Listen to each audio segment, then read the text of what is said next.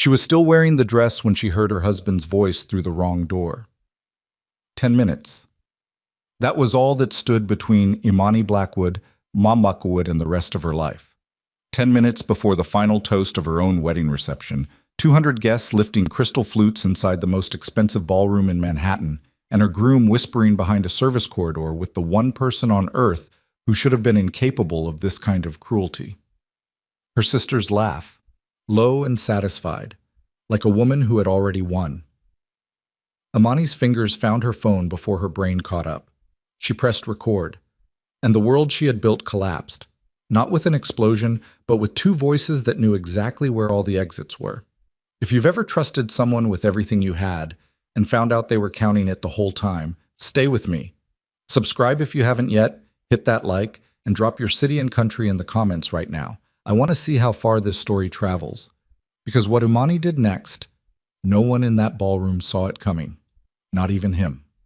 The morning had started the way Imani Blackwood expected most important mornings to start, slightly wrong and requiring her to fix it alone. The florist had sent ivory roses when she'd ordered cream. The hotel coordinator kept calling her by her soon-to-be-married name, as though the ceremony had already happened and the paperwork was already filed. Her maid of honor, a college friend named Rochelle, had spilled concealer on the hem of her dressing robe and spent 11 minutes apologizing in ways that required Imani to console her. The suite smelled like hairspray and someone else's anxiety. Imani sat in front of the vanity mirror, watching a makeup artist named Dev work in precise, unhurried strokes, and thought about whether any of this, the flowers, the suite, the 200 guests, the orchestra in the next room doing sound checks, whether any of it actually reflected what she wanted, or whether she had simply agreed to a very expensive theater production and forgotten to ask who wrote the script. She was 34 years old. She had run her own financial affairs since she was 26. She had never particularly wanted a large wedding. What she had wanted was Kong Tai-jin, the man who had, over the course of 2 years, made her believe that he was one of the few people in any room who was actually telling her the truth. That was the thing about Tai-jin. He didn't flatter. He didn't oversell himself. He listened in a way that most people never bothered to, not waiting for his turn to speak, but actually absorbing what she said and filing it somewhere useful. The first time they'd had a serious disagreement about an investment strategy she'd raised over dinner, he'd pushed back with specifics and then conceded the point when her logic held. She hadn't expected that. Most men with his kind of money and his kind of reputation didn't concede anything. She'd told herself that was what trust felt like. Dev stepped back to examine his work, and Imani looked at herself in the mirror. The dress was extraordinary. She acknowledged that plainly, without sentiment. An ivory column of fabric and structure that had taken 4 fittings to get right. Her mother, Denise, had cried at the 3rd fitting, which had surprised them both, because Denise Vale was not a woman who cried easily or who admitted to feelings until they ambushed her in fitting rooms. "You look like someone's whole future," Dev said. Imani smiled at his reflection. That's the plan. It wasn't a lie, exactly. She just hadn't specified whose future she meant. Rochelle came in from the outer room, phone in hand, with the particular expression she wore when she was trying to decide whether to share bad news. "Sabrina's still not in her seat. I had someone check." Imani looked at her. "Where is she?" "They said she was... They thought she went toward the service corridor. Maybe she needed air." Rochelle hesitated. "You know how she gets at big events." Imani knew.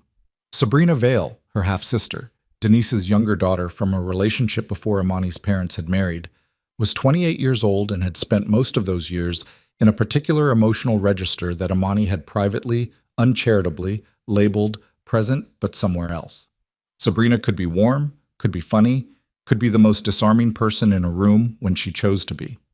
She could also vanish at exactly the moment she was needed and reappear when the work was done, carrying a drink and a story about why she'd had to step away. "She'll find her seat," Imani said. "Should I send someone to check on her?" "She's fine, Rochelle." She wasn't thinking about Sabrina. She was thinking about the meeting she'd had 2 days ago with Marcus Webb, her chief financial officer at Obsidian Crown Capital, who had quietly confirmed that the rescue financing package her private investment network was preparing for Kong Tai-jin's legitimate corporate holdings was nearly ready to execute. $43 million. structured as a private credit facility through one of Obsidian Crown's anonymous holding vehicles. Tae-jin didn't know the source. He didn't know his future wife's shadow company was the entity keeping his legitimate business empire from entering restructuring proceedings. She decided not to tell him. Not yet. It had felt, at the time, like something she would reveal when the moment was right. A wedding gift of a different kind, proof that she understood the full scope of what he was managing, proof that she was a genuine partner and not just a wife-shaped addition to his life. She had, in retrospect, been prepared to give him everything. The ceremony began at 6. Tae-jin stood at the altar looking the way he always looked in formal settings, composed to the point of seeming carved, dark suit, fitted without a single unnecessary fold, posture that communicated authority without effort. He was 40 years old, and he wore it in a way that suggested the decade had not diminished him, but refined him, the way good metal gets refined, burning off everything softer until what remained was hard and precise and impossible to bend without knowing exactly where to apply the pressure. He watched her walk down the aisle, and his expression did something. Shifted slightly, softened around the eyes, the way a very controlled person looks when they can't quite maintain the performance. She had filed that away as love. It had moved her. She had been wrong about what she was filing. The ceremony took 22 minutes. The officiant had a good voice and didn't run long. Tae-jin's vows were measured and specific, no hyperbole, which she'd appreciated. And when he said he would be honest with her above all things, she had looked directly into his eyes and found nothing that looked like a lie. She was good at reading people. She had built an entire investment network on her capacity to see past the presentation and into the mechanism underneath. She had trusted that capacity. She had trusted him. The reception had been running for 90 minutes when she went to find a quiet corner near the service hallway, away from the orchestrated joy of the main ballroom, away from Denise holding court with a table of family friends, away from Grant Holloway, her late father's most trusted advisor and her own, who had been watching Tae-jin with an expression Imani hadn't had time to decode. She needed 2 minutes of silence, that was all. She heard the laugh before she heard anything else. It was Sabrina's laugh. Imani knew it the same way she knew most things about her half-sister. Not through warmth exactly, but through long exposure, through years of sitting across tables and in the backs of cars and in her mother's kitchen, absorbing the textures of someone who was family without always feeling like family. The laugh came from behind the service door. And then she heard the voice underneath it, Tae-jin's voice, low, unhurried, the voice of a man who was comfortable. Imani stood very still in the corridor. The thing about being good at reading people is that you learn very quickly to trust the first signal before the brain starts negotiating with the evidence. The first signal she received was that Tae-jin's voice sounded nothing like it sounded when he was talking about business or obligations. It sounded the way it sounded in private, unguarded, familiar. She did not move toward the door.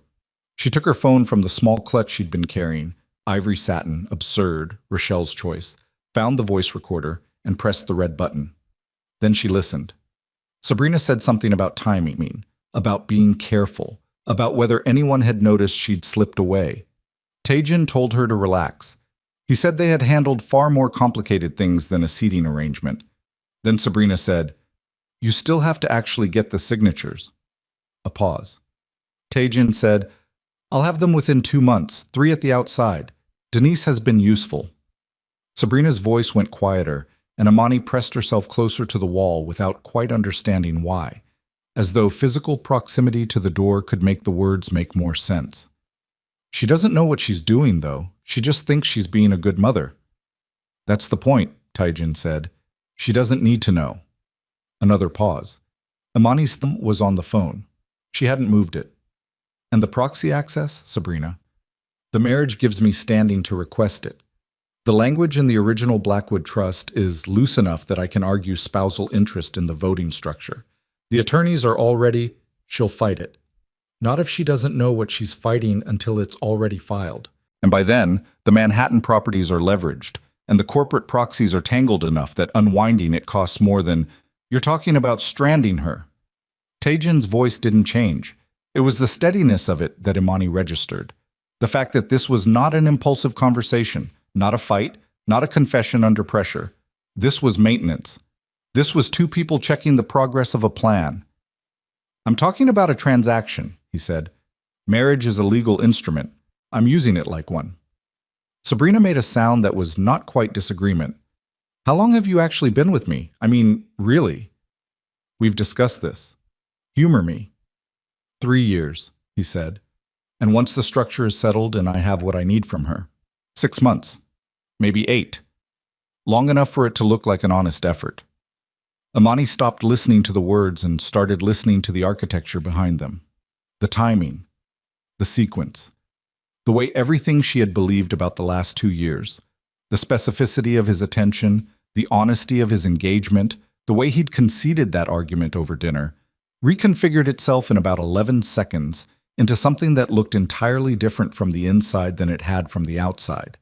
She had been selected, not chosen. Selected. She pressed stop on the recorder. She stood in the service corridor for a moment, just a moment, and looked at the ivory fabric of her dress pooling slightly at her feet because she'd had the hem taken up 1/8 of an inch too little, which was a detail she had noticed and not had time to fix, which was a detail that now seemed almost funny. She thought about what she knew. She knew that the rescue financing, $43 million, nearly ready to execute, had not been signed. Marcus had needed her final authorization, which she had delayed by 1 day to review a term in the credit structure. She thought about the term she'd been reviewing. She thought about the word cancel. She texted Marcus. 4 words. No explanation. He would not need one. He knew her well enough to know that when she texted 4 words with no punctuation, something had changed. The text sent.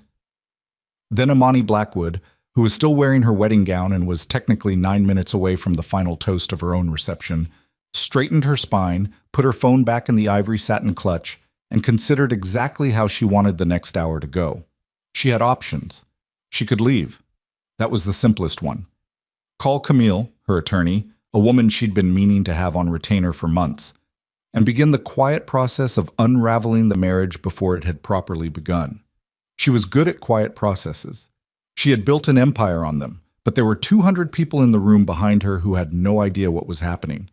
There was her mother, who had been manipulated into being a tool in a scheme against her own daughter and hadn't been told.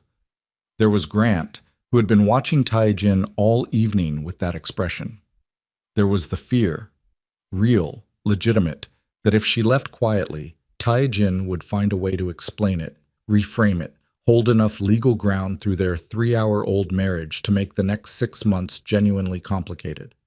She thought about the ballroom speaker system, which the hotel had wired to accept Bluetooth from any device within 40 feet. She thought about the recording on her phone. She thought about the difference between leaving quietly and refusing to leave quietly. Imani was, by nature, a private person. She found public displays exhausting. She had always believed that the most effective power was the kind nobody saw coming because nobody was watching for it. But there was something else she believed, which her father, serious, careful, rigorous Daniel Blackwood, had told her once when she was about 17 and had stayed quiet through a significant injustice because she hadn't wanted to cause a scene. He'd said, "Imani, sometimes the scene is the point." She walked back toward the ballroom. Her heels were slightly too tall for the corridor floor, and she caught herself once on a seam in the tile, and there was nothing graceful about it. She grabbed the wall with one hand and swore under her breath and kept moving. Not elegant, not cinematic, just a woman in an expensive dress walking back toward 200 people with a phone in her hand and a very specific idea about what came next. Grant saw her first. He was standing near the edge of the room, one of those quiet positions he tended to occupy. Never at the center, always where he could see the full picture. He was 61 years old, had worked for her father for 22 years, and for her since she was 26, and he had never once told her what to do. What he did instead was look at her with the particular expression that communicated, "I see what you're carrying. Tell me what you need." She walked past him and put her hand briefly on his arm. "Don't let anyone stop me," she said. "And when I'm done, don't let him leave." Grant looked at her for half a second. "Understood," he said. She moved through the room. Tai-Jin was at the head table, speaking with one of his executives, composed and easy in the way a man is easy when he believes every variable is accounted for. He saw her returning and the corner of his mouth moved, the small private acknowledgement he gave her sometimes. the one she had categorized, incorrectly, as intimacy. She walked to the stage. The orchestra had paused between sets. The microphone was live. She had confirmed this earlier with the sound technician because she was a person who confirmed details. She reached the stage, picked up the microphone, and connected her phone to the Bluetooth speaker system. Taejin's voice filled the ballroom. Then Sabrina's. The room went still so fast it felt like physics. She watched it happen, watched the 200 faces move through confusion, then comprehension, then something past comprehension that didn't have a clean name. She watched Denise at table 7 go from smiling to not smiling in about 3 seconds. She watched Grant move to position himself between Taejin and the exit. She watched Taejin's face go through several things in rapid succession, the composure cracking not all at once, but in stages, like ice under weight. First the eyes, then the jaw, then the hands, which pressed flat against the table in a way that was not relaxed. The recording played for 4 minutes and 17 seconds. When it ended, the ballroom was the quietest room Imani had ever stood in. Taejin stood. His voice, when it came, was controlled, which told her exactly how alarmed he was. The more alarmed he was, the more controlled he became. It was a tell she'd identified 8 months into knowing him and had, until tonight, considered an interesting quality. That recording is taken out of context, he said, loud enough for the room, calm enough to be credible. He was good. She acknowledged that. It's not, Imani said into the microphone. Her own voice surprised her, flat, even, completely without the tremor she'd half expected. It's taken from behind a service door at our reception while you were on the phone with my sister. Sabrina had appeared at the edge of the room. Her face was a complicated piece of architecture, something between defiance and an early, privately computed version of fear. This is a private matter, Taejin said, pivoting, addressing the room now rather than just her. What a marriage goes through in private. You told her the marriage was a transaction, Imani said. That landed. She watched it land on every face in the room, but particularly on Denise's, who had gone very still in the way people go still when something reorganizes everything they thought they understood. Taejin's jaw tightened. He glanced toward the exit. Grant was there. He looked toward Sabrina. She dropped her eyes. He looked back at Imani, and for the first time that evening, for the first time in 2 years, he looked at her without the performance, just the calculation underneath it. You want to do this here, he said. Not quite a question. I already did it, she said. Here's the other thing. She let the room hold its breath for 1 full second. The company that's been keeping your legitimate business empire from collapsing, she said. The $43 million credit facility you've been negotiating for the last 4 months. The financing that was going to close next week. She could see him computing where this was going. I own it, she said. I canceled it 20 minutes ago. The silence after that was a different kind of silence. Taejin stood at the head table of his own wedding reception, in a ballroom full of his associates and allies and carefully maintained relationships, and understood, in the particular sickening way that very intelligent people understand things when the ground gives out, that the woman he had selected and categorized and planned around had been several moves ahead of him the entire time. Not because she had been playing a game, because the kingdom he'd wanted to take from her was only the front gate. Imani removed her wedding ring. She set it on the edge of the stage beside a champagne flute. Then she walked toward the exit, and 200 people parted for her, and not one of them moved to stop her, and Grant fell into step 3 paces behind her the way he always had. Not leading, not following exactly, but present, which was what she needed. Behind her she heard Taejin say something. She didn't stop to hear what it was. Outside, the November air hit her skin like cold water, and she stood on the steps of the hotel for exactly 4 seconds, breathing. Her phone was already in her hand. She pulled up Camille Prescott's number. The call connected on the second ring. I need you, Imani said. Tonight. Camille's voice on the other end was the voice of a woman who had been waiting for this particular call for some time. Send me everything. I'll be at your office in an hour. Imani looked out at the Manhattan street, the yellow light, the traffic, the ordinary machinery of a city that had no idea what had just happened inside one of its most expensive ballrooms. She had been selected. She had been planned around. She had been underestimated by a man who had spent 2 years learning her face and never once bothered to learn her depth. She thought about the $43 million. She thought about what Marcus had said when she'd built Obsidian Crown. You're creating something no one will see coming. She thought about Taejin saying, marriage is a legal instrument. Good, she thought. So is annulment. Camille Prescott's office was on the 31st floor of a building on Lexington Avenue that had no signage on the exterior, which Imani had always found appropriate. Camille didn't advertise. She didn't need to. The people who needed her already knew where she was. It was 11:47 at night when Imani walked in, still wearing the dress. She had not gone home to change. There hadn't seemed to be any point in performing normalcy when normalcy was not what the evening called for. She'd taken a car directly from the hotel, Grant in the front seat giving the driver quiet directions, and she'd sat in the back with her phone in her lap watching Taejin's calls come in and going out again, one after another, like a fist knocking on a door that was never going to open. She let them go to voicemail. All 7 of them. Camille was already there when she arrived, standing at the window in a dark blazer and a blunt expression that communicated she had been briefed by phone and was not surprised by anything she was about to hear. She was 52 years old, had tried cases in 4 states and 2 federal courts, and had the specific quality of a woman who had heard every variety of human catastrophe and organized them all into categories. Sit down, Camille said. Not unkindly, just practically. Imani sat. The dress pooled around the chair in a way that was faintly absurd. All that fabric, all that intention, all that careful preparation for an event that had lasted 90 minutes before it burned. Grant took the chair to her left. He didn't speak yet. That was one of the things about Grant.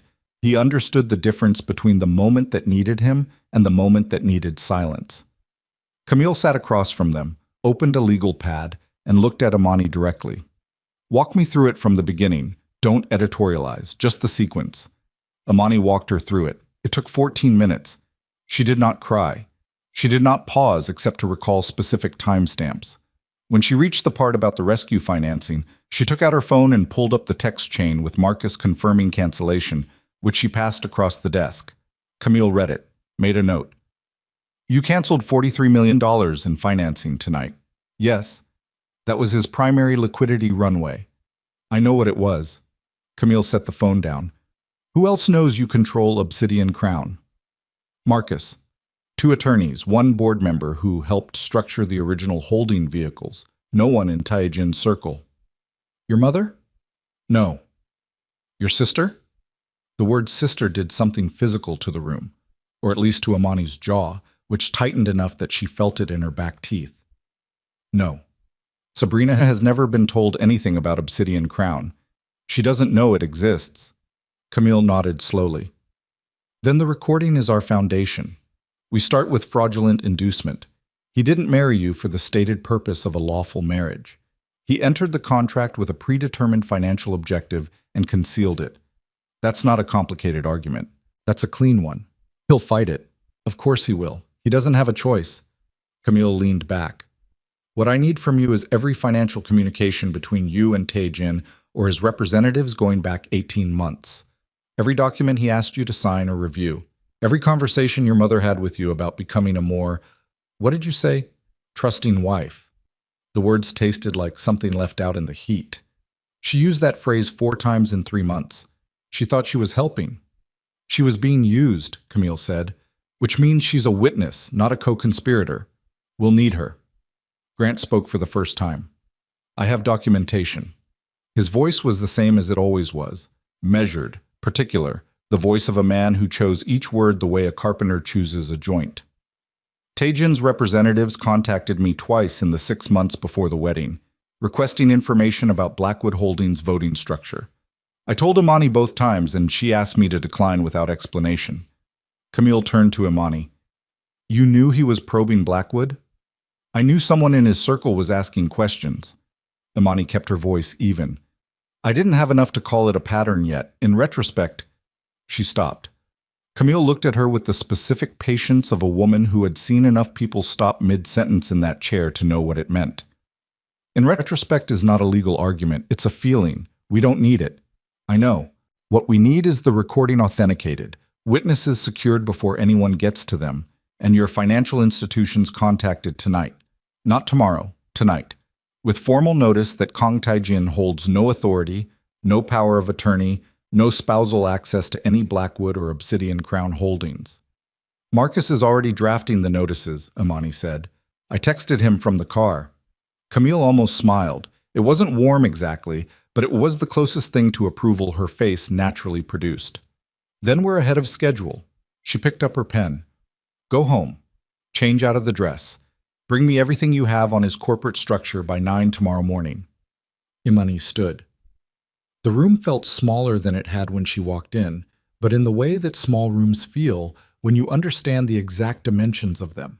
Not confining, just known. One more thing, Grant said, still in his chair. He was looking at Camille with an expression that Imani couldn't quite read from the angle she was standing. His father will move quickly. Kang Min Seok is not going to let this sit. Camille wrote something on her pad.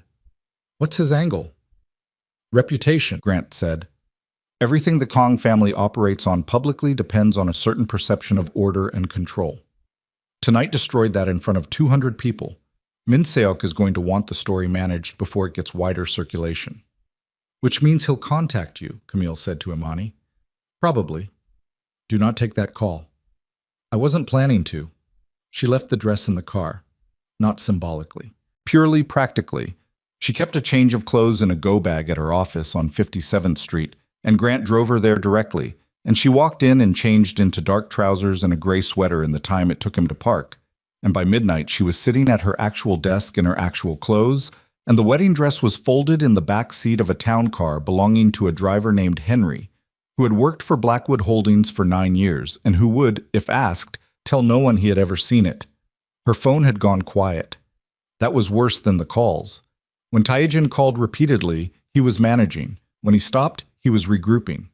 She understood the difference because she'd watched him manage for 2 years and had studied his patterns the way she studied everything, with the particular attention she gave to instruments she was considering acquiring. At 12:40, the calls started again. Not from his number.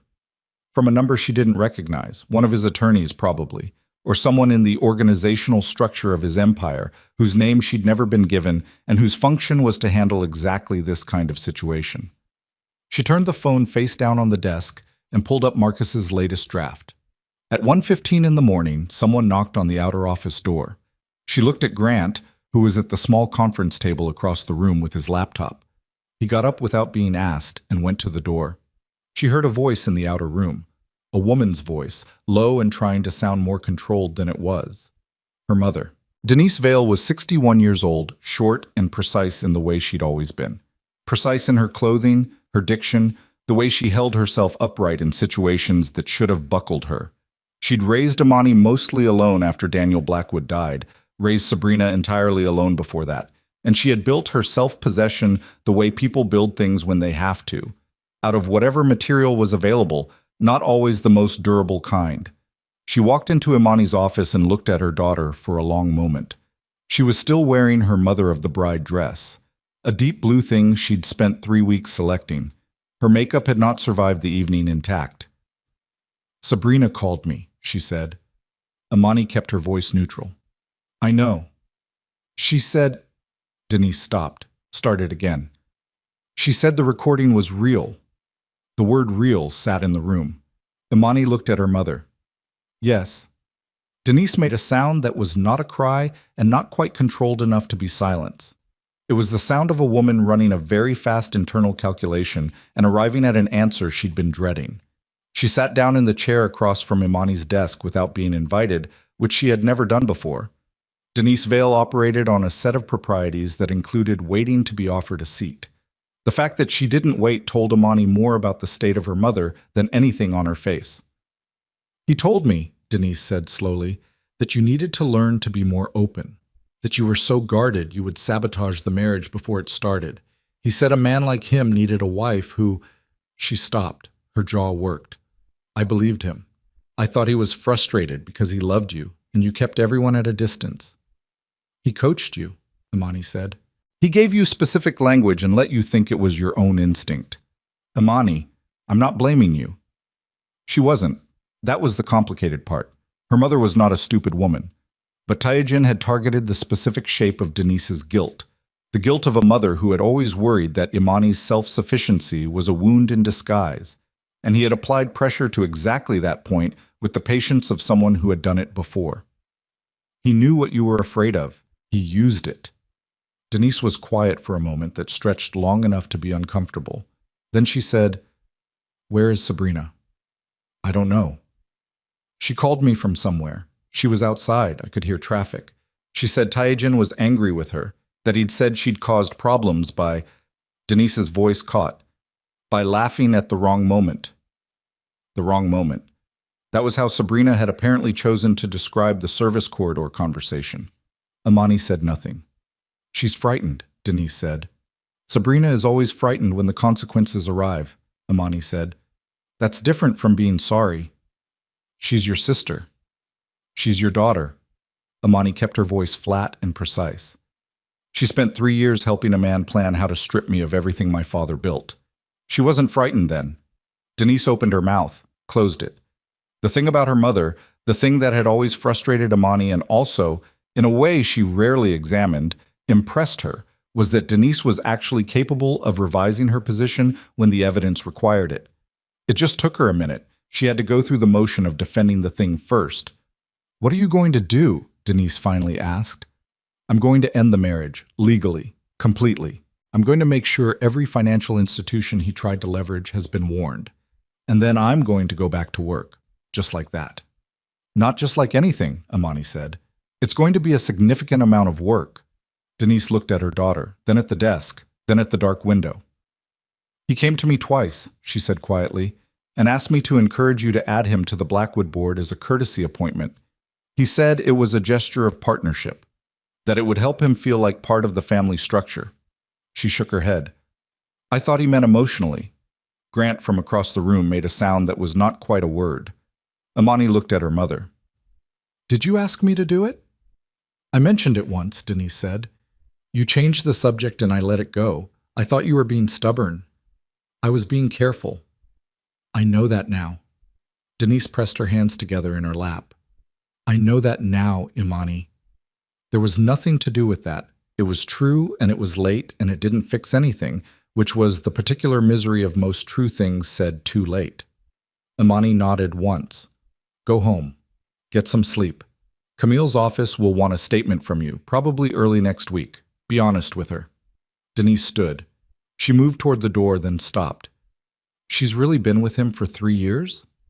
"Yes." Her mother didn't say anything else. She just walked out, and the sound of her heels in the corridor went quiet. And then there was just the office, and the desk, and the laptop screen, and Grant at the conference table not quite looking at Imani, and the city doing its nighttime indifference outside the window. "You should sleep," Grant said. "I know. You're going to need to be extremely functional tomorrow." "I know, Grant." He turned back to his laptop. She pulled up the financial notice drafts again. By 3 in the morning, 6 financial institutions had received formal notification. By 3:45, Taejin's primary bank had flagged the account for review pending investigation. At 4:10, she got a text from a number she didn't recognize that said, "We should talk, tonight if possible." Min Seok, Kang Min Seok, the patriarch, Taejin's father. She forwarded the text to Camille with a single line. "He's moving." Camille's response came back in under 3 minutes. "Do not respond." She didn't. She set her phone on the desk and closed her eyes for 90 seconds, which was not sleep, but was the closest she was going to get. And then she opened them and kept working. The morning came without warning, the way mornings do when you haven't slept. Not gradually, but as a sudden shift in the quality of the light outside the window. The city going from its nighttime gray to its daytime gray with no real ceremony about it. At 8:15 her phone rang. Not Taejin, not Min Seok. Sabrina. Imani looked at the name on the screen for 4 full rings. She answered. "Before you hang up," Sabrina said immediately, which was already a sentence structure that told Imani everything about where Sabrina's head was, leading with the fear that she'd be shut out, which meant she knew she had no standing, which meant she was not calling from a position of defiance, but from something softer and less predictable. "I'm listening," Imani said. A pause on the other end. Background noise, a coffee shop maybe, or a lobby, somewhere public. "He's furious with me. He told me last night that I was a liability." "You are," Imani said. "Imani." That's not an insult. That's just accurate. You were useful to him because you knew me. Now you're a witness to a fraud case and a potential source of evidence. Of course you're a liability. The silence on Sabrina's end had a texture to it. Imani waited. He asked me to say the recording was manipulated, Sabrina said, that I could back him up, that we could say it was taken out of context, from a different conversation. What did you say? I said I needed to think about it. And? And then he told me that if I didn't, he would make sure I had nothing. No connections, no references, he knows people in finance and media. He said he'd make sure I never got a legitimate position in New York again. Her voice, which had been holding itself together with some effort, frayed slightly at the edges. He said it like it was just a fact, like he was reading a weather forecast. Imani was quiet for a moment. She looked across the room at Grant, who had heard enough of the conversation to understand the shape of it. Why are you calling me? Imani said. Because he's going to do it anyway, Sabrina said. I know him well enough to know that. He's going to manage me out regardless of what I do for him. When he said liability, he meant permanently. She exhaled, something shaky. And I know I don't have any right to ask you for anything. I know that, but I don't have anyone else. That sat in the room. The particular cruelty of it was that it was probably true. Sabrina had organized her life around proximity to people with power, and Taejin had been the most significant of those people. And now that he had discarded her, she was in the position of having to account for 3 years of choices she had made very freely. Imani was not going to feel sorry for her. She had tried that angle and couldn't reach it. But there was something else she could feel, which was strategic. Don't say anything to his attorneys, Imani said. Don't commit to anything. Don't sign anything he puts in front of you. Do you understand? Yes. And if he contacts you again about the recording, you tell him you need more time. You don't agree. You don't refuse. You stall. A beat. What are you going to do? What needs to be done? Imani said, and ended the call. She was putting her phone down when it rang again, and this time the number was Taejin's. She almost didn't answer. She answered. His voice came through even and measured and carrying the specific quality of a man who had been preparing the conversation for several hours. You made your point, he said, in front of everyone. You made it very clearly. I understand that I hurt you. She said nothing. I'm asking you to talk to me. Off the record. No attorneys. No Taejin. Just listen. I have a recorded conversation where you describe our marriage as a transaction, she said. You told my sister you planned to leave within 8 months once you had what you needed from me. You spent months using my mother as a pressure instrument. I have the recording, I have witnesses, and I have an attorney who has been working since midnight. She paused. There's nothing you can say to me off the record. The silence on his end was the first genuinely uncontrolled thing she'd gotten from him all night. Then, you don't know what you're starting. I know exactly what I'm starting, she said. I canceled $43 million in financing before I walked back into that ballroom. I've had 8 more months to prepare for this conversation than you realize. She let that settle. Don't threaten me. It will not improve your position. He said something then, low, tight, in Korean, which he rarely used with her. And she didn't catch all of it, but she caught enough. The tone was unmistakable. Not pleading, not negotiating, something harder than both. She hung up. Her hands were steady. She noticed that. She had expected the conversation to cost her more than it did, had expected something physically disorganizing, but what she felt instead was something that settled in her chest like a stone finding the bottom of a river, heavy, but finally still. Grant looked up from the conference table. He threatened me, she said. I gathered. We should tell Camille. Already texting her, he said. By 9:30, they were in Camille's office. By 10, they had a formal timeline of the annulment filing. By 10:45, financial forensics had been engaged to document the trail of Taejin's attempts to build access to Blackwood Holdings through the marriage structure. By 11:15, Grant had produced his documentation of both contact attempts from Taejin's representatives, time-stamped, detailed, already printed. Camille looked at it, then at Grant. You documented this at the time. I document everything, Grant said, which was true, and had always been true, and was one of the reasons Daniel Blackwood had trusted him for 22 years. Good. Camille clipped the pages together. It goes into the record. They were still in the conference room at 1 in the afternoon when Camille's assistant appeared in the doorway with an expression that communicated she had news she wasn't sure how to deliver. "There's someone in the lobby," the assistant said. "He doesn't have an appointment. He says his name is Kong Min Seok, and he'd like 5 minutes with Miss Blackwood." The room went still. Camille set her pen down, looked at Imani. Imani looked at the door. Kong Min Seok was 67 years old. She had met him 3 times, at a dinner in November, at Tae Jin's corporate event in February, and briefly at a pre-wedding gathering 2 weeks ago. He was a compact, still man with the posture of someone who had spent decades being the most significant presence in every room he entered. He had never been warm with her. He had been correct. The specific correctness of a man who was being polite because politeness served his purposes. "Tell him I'm unavailable," Imani said. The assistant went. 30 seconds later, she reappeared. "He says he'll wait." "He can wait as long as he likes," Camille said. "In the lobby, not up here." The assistant left again. Camille turned back to her notes. "He came in person," she said. Not alarmed, just noting the data point. "His son's legitimate empire is suffocating," Grant said. "The financial notices went out last night. By this morning, every institution that matters will have started reviewing their exposure. Min Seok is here because his family's legitimate public face is in free fall, and he can't fix it without access to this room." "He doesn't get access to this room," Camille said flatly. "I know." Grant looked at Imani.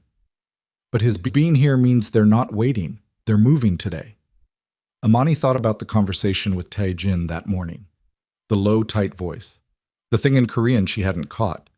She thought about Sabrina, stalling in some coffee shop somewhere, caught between 2 people who had both used her and were now both pressuring her in different directions. She thought about the spreadsheet Camille had mentioned, the one she hadn't seen yet, the one that apparently outlined Tae Jin's entire post-wedding acquisition strategy and sequence. Camille had referenced it in a preliminary briefing, but hadn't shown it to her yet. The source was anonymous. "The spreadsheet," Imani said. "Where did it come from?" Camille looked at her. "We received it this morning, sent to the office email anonymously. The metadata's been stripped." "Is it real?" "We're verifying, but the internal language matches documents we've already pulled. Specific terminology, specific bank names." Camille paused. "Whoever sent it knows the inside of his operation." Imani thought about Sabrina. "He told me I was a liability." She thought about someone who had been inside a plan for 3 years and had just been told they were disposable. She thought about the particular thing that happens to people when they realize the person they aligned themselves with sees them as material rather than as a person. She thought about how much Sabrina, in 3 years of proximity, might have seen, might have saved, might have kept on a phone or a laptop or in an email thread, not because she planned to use it, but because when you're inside something that big and that concealed, you keep things the way people in uncertain positions always keep things, as insurance against the moment when the ground shifts. The ground had shifted. "She sent it," Imani said. Camille looked at her steadily. "I don't know that." "I do." Imani looked at the conference table.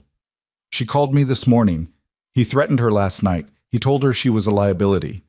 She was quiet for a moment. "She sent it before she called me. She was already deciding before she picked up the phone." Grant made a sound of low recognition.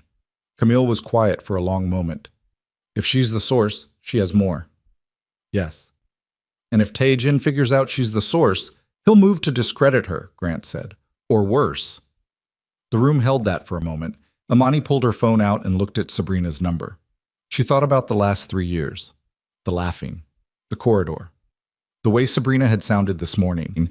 Not repentant exactly, but cornered, which was a different thing entirely, and in some ways more useful.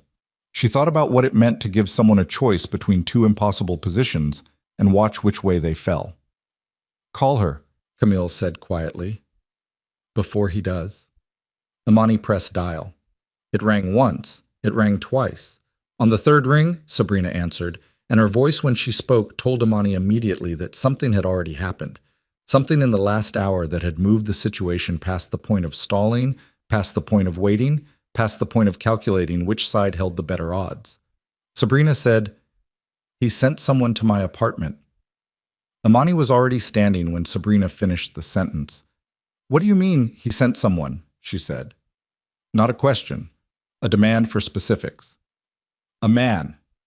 Sabrina's voice had the particular quality of someone who was trying to sound calm and failing at the cellular level. The words were coming out in the right order, but there was something underneath them that was shaking. I don't know him. He was outside my building when I got back this morning. He didn't say anything threatening. He was there, standing near the entrance. And when I went inside, he followed me to the elevator and stood in the lobby until I got up to my floor, and then when I looked out my peephole 20 minutes later, he was in the hallway. Is he still there? I don't know. I'm in the apartment. I haven't opened the door. Camille was already across the room, hand out. Imani put the phone on speaker. Sabrina, Camille said. This is Camille Prescott. I'm Imani's attorney. I need you to listen carefully and do exactly what I say. Don't open your door. Call building security right now from your landline if you have one, or text them if the building has an app. Tell them there is an unauthorized individual on your floor and you need someone up there immediately. Do you understand? A beat. Yes. Do it now while we stay on the line. They heard Sabrina move, heard her pick up something, dial. The muffled sound of a call going through to a front desk. Her voice, steadier now that she had a task, explaining to someone that there was a man on her floor she didn't recognize. The person on the other end said they'd send someone up. Camille looked at Imani. Imani looked back at her. Grant had his phone out and was already texting someone to... She didn't ask who. Grant maintained a network of people whose names she had never been given, but whose function she understood. He had built that network quietly over 20 years, partly for Daniel Blackwood and partly for himself, because Grant Holloway was a man who understood that the visible structure of power was always smaller than the invisible one. Sabrina, Imani said. The spreadsheet. Silence. Did you send it to Camille's office? The silence stretched 4 seconds. 5. Yes, Sabrina said. Camille made a note. What else do you have? Imani said. Imani, What else? Not angry, not gentle either, just the specific flatness of someone who needs information faster than the emotional processing can happen. Sabrina exhaled. Messages. From the last 2 years. He used a second of phone for anything related to the plan. He thought I didn't know the number, but I found it. I have screenshots. I have voice notes he sent me when he was working through the strategy. He talked through everything with me because he thought... She stopped. Because he thought you were completely loyal, Imani said. Yes. And you saved everything. I saved everything, Sabrina said. There was something in the admission that wasn't quite pride and wasn't quite shame. Something in between. The sound of a person recognizing that their own insurance policy had become the most significant thing about them. Camille pulled her chair closer to the speakerphone. How much material are we talking about? 3 years of messages. Maybe 60, 70 voice notes. Financial documents he forwarded to me when he wanted a second opinion on timing. 2 spreadsheets I didn't send you. I only sent the strategy one because I wasn't sure yet how far I was going. A pause. There's a document he drafted. A personal one. It's not formal. He wrote it for himself, I think, the way some people keep notes. He called it a sequence map. It lists every person around Imani and what their specific vulnerability is, what he planned to use. The room went very quiet. Imani felt something move through her chest that was not surprise. She was past surprise, had burned through that supply somewhere around midnight, but was something more structural, more disorienting. The specific sensation of understanding that the thing you thought was the full picture was still only a portion of something larger. Her mother, Camille said quietly. Is her mother in it? Yes, Sabrina said. Her guilt about not being close to Imani when she was younger. Her anxiety about Imani ending up alone. He had specific language mapped out for how to approach her, what phrases to use, what concerns to validate. Imani looked at the wall. Grant Holloway, Camille said. Yes. He identified Grant as a potential blocker. His strategy was to build a surface relationship with Grant through the wedding period and then gradually position him as someone whose advice was driven by personal loyalty rather than Imani's actual interests. He was going to recommend to Imani that she consider bringing in outside board advisors as Sabrina paused, as a freshness measure. He called it freshness, to dilute Grant's influence over the corporate structure. Grant's expression did not change. but Imani saw his hand tighten on the pen he was holding until his knuckle went pale. "And me," Imani said. A long pause. "You're in it," Sabrina said. It's the longest section. Tell me." "Imani, tell me." Another pause. The sound of Sabrina sitting down somewhere, a chair scraping, the specific acoustic of a small apartment. He identified what he called your primary operational weakness. He wrote that you were exceptional at identifying deception in financial systems, but that you had a structural blind spot for personal loyalty. That you wanted so badly to believe that someone could see all of you and still choose you, that you would rationalize small inconsistencies in someone who presented as honest. Sabrina's voice had gone quieter, not ashamed exactly, just recognizing the weight of what she was reading back. He said the way to get through your defenses was not to be charming, but to be specific. That flattery would trigger your suspicion, but specific, detailed attention to what you actually cared about would feel like recognition. Imani stood very still. She thought about the dinner where he'd pushed back on her investment argument and then conceded. She thought about how specifically she had filed that away, how significant it had felt. She thought about a man sitting somewhere, working through a document, mapping the exact shape of her hunger for someone who would see her clearly and deciding that was the door. She thought about how long it had taken her to find it romantic that he paid attention. She said nothing. Camille said, "Get out of your apartment, Sabrina. Pack what you need for 3 days, take every piece of documentation you just described, and come to my office. Do not tell anyone where you're going, not your mother, not a friend. Do you understand?" "Yes." "Do you have a way to get here without using an app he might have access to? No Uber, no Lyft if your accounts are linked to anything he's seen." A pause. "I can call a car service, old school." "Do that. Call me when you're in the car. Do not stop anywhere." The call ended. The room held the aftermath of it. Not silence exactly, but the particular quality of air in a space where several people are processing the same information at different speeds and in different directions. Camille stood and went to her desk. "The sequence map changes everything," she said. It was not an emotional statement, it was a legal one. A personal document in his own hand outlining how he identified and exploited psychological vulnerabilities in the people closest to the target. That's not circumstantial. That's intent. That's premeditation documented by the person who premeditated it. "He'll say it was private theorizing," Grant said. "He can say whatever he wants from the stand," Camille said. "Juries have eyes." Imani was still looking at the wall. She became aware of this and made herself look somewhere else. At the table, at the window, at the cup of coffee she had poured 2 hours ago and not touched.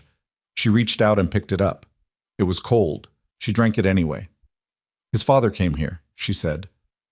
"Yes. And now someone is outside Sabrina's building." She set the cup down. "He moved that fast because he already knew she was the leak. He figured it out before I did." Camille looked at her steadily. "He's been watching her," Grant said, "probably since last night. When she didn't immediately come to him with a confirmation that she'd back up his story about the recording, he knew." "How much time do we have before he finds out she's coming here?" "Less than we want," Camille said, "which is why I need you out of this office in the next 20 minutes and somewhere he can't predict." She looked at Grant. "Can you handle that?" "Already done," Grant said. His phone was back in his pocket.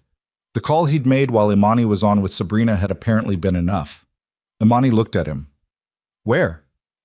"A floor I maintained separately, not under Blackwood, not under your name. A holding company Daniel set up in 2009 that hasn't been touched since." He met her eyes. "Tajin's researchers would have to go through 8 layers of Delaware corporate structure to find the lease. They don't have time for that today." She looked at him for a moment. 23 years he had worked for her family. 23 years of exactly this, quiet preparation for contingencies that everyone hoped would never arrive. "Thank you," she said. It wasn't enough. It was all she had. "Later," he said. They left through the building's service exit on 56th Street, which Imani had not known existed until Grant held the door for her, and they took a car she didn't recognize to a building on the far west side of Midtown that she had technically owned for 17 years without ever once visiting. The floor was a furnished corporate suite, neutral, functional, a little dated in the way spaces go when no one has used them for a decade. But it had strong Wi-Fi, a working printer, and no connection to any name Taejin's people had ever searched. Imani sat at the main table, opened her laptop, and got back to work. Sabrina arrived at Camille's office at 2:45 in the afternoon with a laptop bag, a rolling carry-on that appeared hastily packed, and the look of someone who had not slept and had recently been very frightened and was now running on the specific fuel of a person who has made an irreversible decision and needs to keep moving or the weight of it will catch up.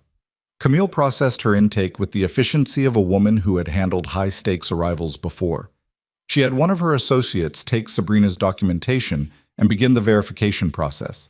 She sat with Sabrina herself for 40 minutes, going through the chain of custody on every file, asking the questions that needed to be asked, how she'd obtained it, whether she'd altered anything, whether any of it had been shared with anyone else. Sabrina answered everything. At 4 in the afternoon, Camille called Imani at the West Side suite with the summary. The voice notes alone covered 41 minutes of Taejin working through the acquisition strategy in explicit, sequential detail. The sequence map was a 12-page document written in Korean with English notations, which Camille had reels. The financial documents included wire transfer records and internal memos from Taejin's corporate team discussing the Blackwood proxy structure in terms that were incompatible with the statements he had made publicly about the marriage. "It's enough," Camille said. "More than enough." For the annulment? For the annulment and a fraud case and a witness tampering referral if the man outside Sabrina's building can be identified and connected to him. A pause. "Imani, I've been doing this for 28 years. This is as clean as it gets, evidentially. You're going to win this." Imani said, "I know." She did know. She had known since the service corridor when she'd pressed record and felt the shift happen. Not the emotional shift, which came later, but the strategic one. The one where you understand that the ground has moved and you need to immediately recalculate where your feet are. She'd recalculated. She was still recalculating. That was what she did. What she didn't tell Camille was that the call from Marcus she'd taken an hour ago had introduced a complication she hadn't anticipated. Marcus Webb was precise and careful and not given to hyperbole. When he called to say that someone had been asking questions about Obsidian Crown Capital through a third-party financial research firm, the kind of inquiry that was designed to look like routine due diligence, but was actually a deep trace on the ownership structure, he said it without drama, in the flat tone of a man reporting data. But his voice had a quality underneath the flatness. "How close did they get?" Imani had asked. 3 layers out from the operating vehicle," Marcus said. "They didn't breach the anonymous trust structure, but they found the investment footprint, the pattern of deals. Someone is triangulating, trying to identify the principal by the shape of the decisions rather than the documentation." She'd been quiet for a moment. "When did this inquiry start?" "The research firm logged the first request 8 days ago," Marcus said. 8 days ago was 3 days before the wedding. She'd put the phone down after the call and sat with that for a long time. Not because it changed the legal situation. It didn't. The structure was sound. Marcus had confirmed the anonymous trust was intact. But because it changed something else.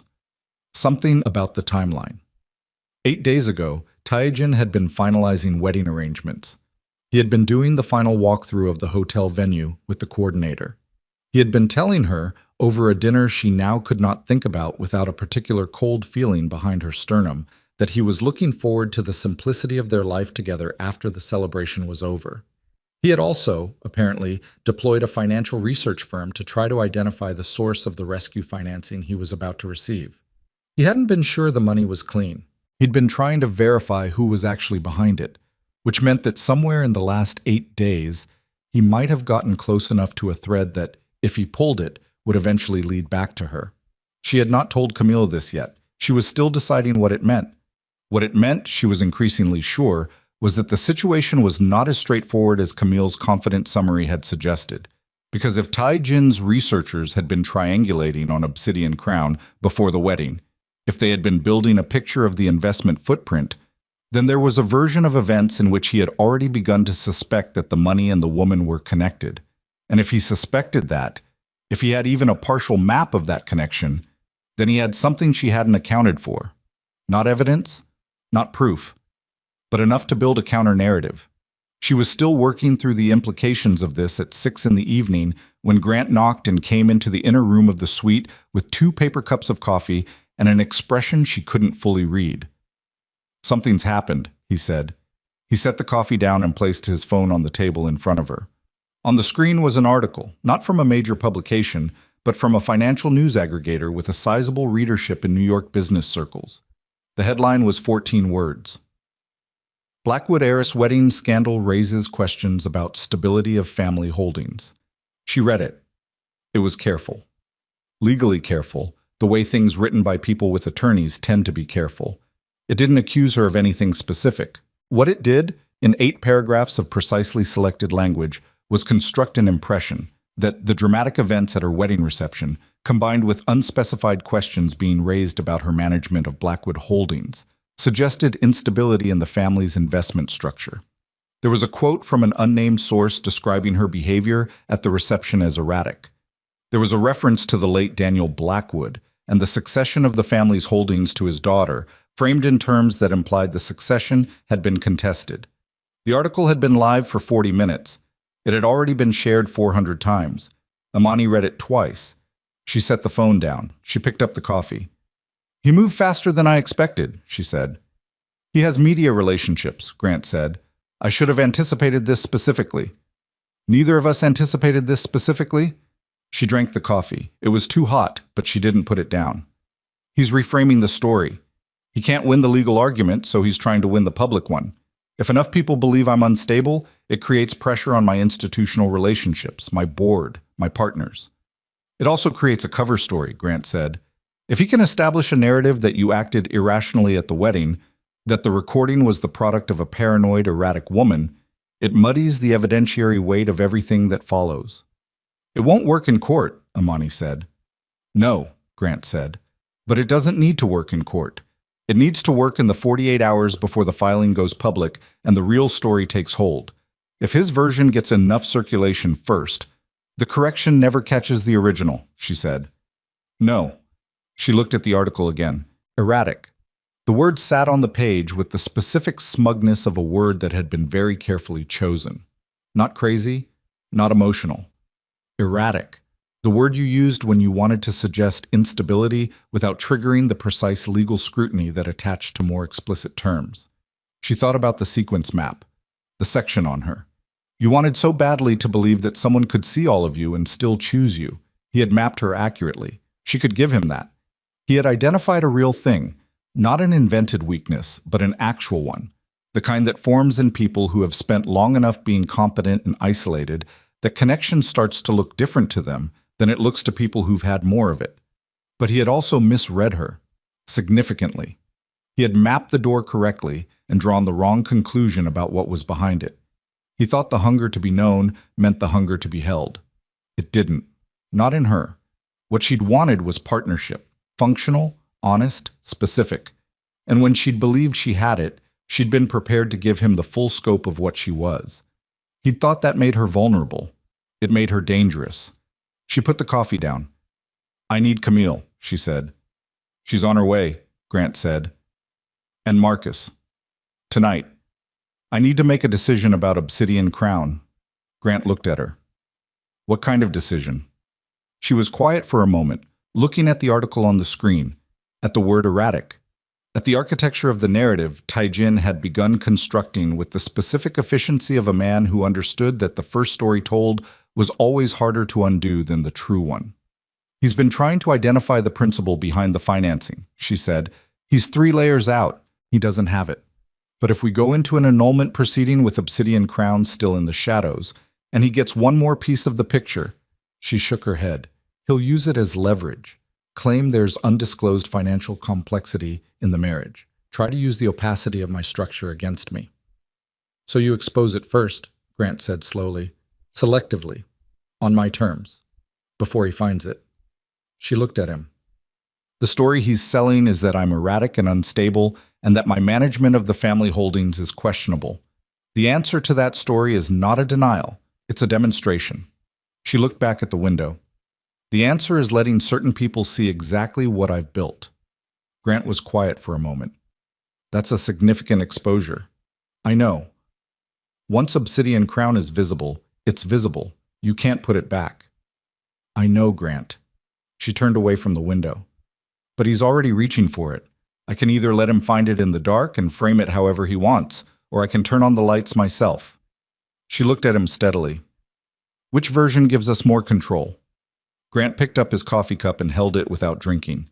He did this sometimes when he was running through variables, a physical anchor while his mind worked. She recognized it and waited. There's a risk, he said finally, that revealing the scale of Obsidian Crown at this moment looks like a countermove rather than a disclosure, that it reads as escalation. Everything reads as escalation right now, she said. He made sure of that with the article. Grant nodded slowly. Then the question is who we show it to, and in what sequence. Yes. And whether we use the revelation as a shield or as a weapon. She looked at him. Both, she said, in that order. Grant's phone buzzed. He looked at it. His expression shifted, not dramatically, but in the specific way of a man whose mental calculation has just been interrupted by an input that changes the parameters. He turned the phone toward her.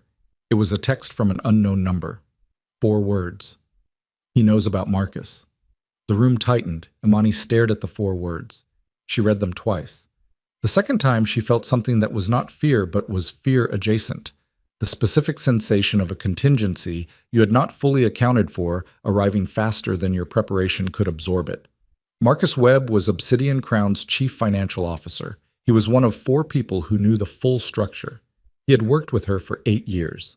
She trusted him completely, which was why the message landed with such specific force, not because it suggested Marcus had betrayed her, but because it suggested Tajin's researchers had gotten to him in some way, had found his name, had established the connection between Marcus and the financing vehicle, and if they had Marcus's name, they were not 3 layers out from the operating structure anymore. They were 1. She looked up at Grant. Who sent this? She said. I don't know, he said, and his voice had something in it she had never heard before in 23 years. Not quite alarm, but the thing that lives just before alarm in a person who is almost never caught without a prepared response. Her phone rang. Marcus. She answered before the first ring finished. Tell me, she said. Marcus's voice on the other end was controlled in the way that people with financial training are controlled under pressure. Not calm, but organized, the way organized people sound when something is happening that requires more organization than they currently have. Someone called my personal cell 40 minutes ago, he said. Spoofed number, I couldn't trace it. The caller knew my name, knew my role, knew the name of the primary holding vehicle.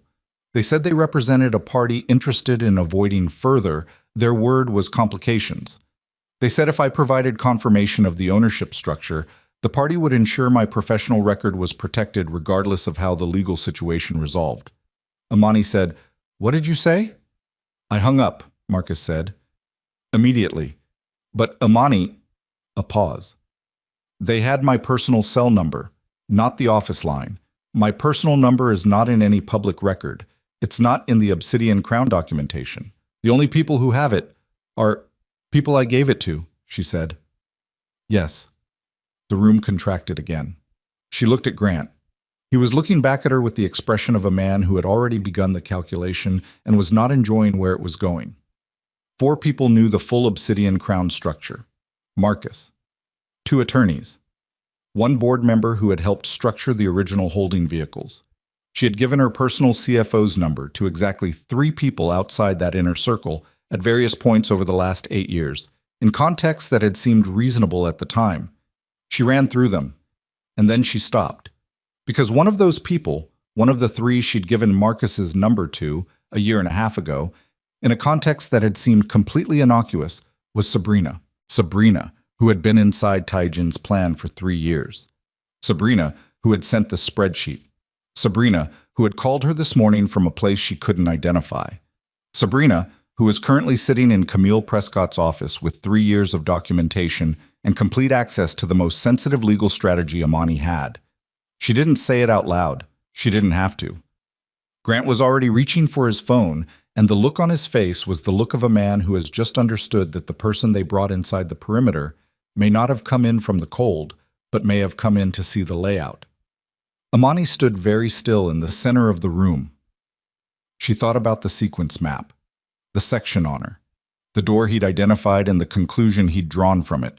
She thought about Sabrina's voice on the phone that morning. He said I was a liability, and the way it had sounded like a woman making a decision. She thought about the 41 minutes of voice notes, the 12-page document, the financial records. She thought about the possibility that all of it was real and true, and also, simultaneously, that the person carrying it into Camille's office had a second purpose she had not yet named out loud to anyone. She thought about the word liability. And then she thought about what a woman who had spent 3 years inside a plan like Tai Jin's would understand instinctively about the value of being the one who held the evidence. Not the evidence against Tai Jin, the evidence about Obsidian Crown. Because if Sabrina had been listening carefully enough, and she had been listening for 3 years to a man who mapped every person's vulnerabilities with documentary precision, she would have understood something Tai Jin might not even have fully articulated to her. The most valuable piece of information in this situation was not the recording from the ballroom. It was the identity of the principal behind $43 million that had been quietly keeping Tai Jin's empire alive. Imani looked at Grant. "Get Camille," she said. "Right now. Tell her to keep Sabrina in the room and don't let her use her phone." Grant was already dialing. Imani crossed to the window and looked out at the city, at the indifferent grid of it, at the lights coming on in the buildings across the street as the afternoon went darker, and she understood something that she had not understood fully until this exact moment. That the situation she was in was not the one she had constructed in the service corridor, was not the one she had managed through the night, was not even the one she had been running since this morning. The situation was larger than any of those, and somewhere inside it, perhaps inside Camille's conference room at this very moment, the second betrayal, the one she hadn't seen coming because she had been too focused on the first one, was already in motion. Grant got Camille on the second ring. Imani heard his side of the conversation, clipped, direct, the particular economy of language that Grant used when he needed something done without the space for explanation. He said, "Keep her in the room." He said, "Take her phone." He said, "Don't explain why, just do it, and I'll explain when we get there." A pause while Camille said something.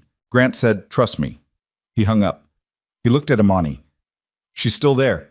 Camille's associate is with her." "We need to move," Imani said. "The car's already outside." They went through the service exit again, the same one on 56th Street, the same indifferent concrete stairwell that smelled like cleaning solution, an old pipe. And into the back of a car Imani didn't recognize, driven by a man who said nothing, which was exactly what she needed.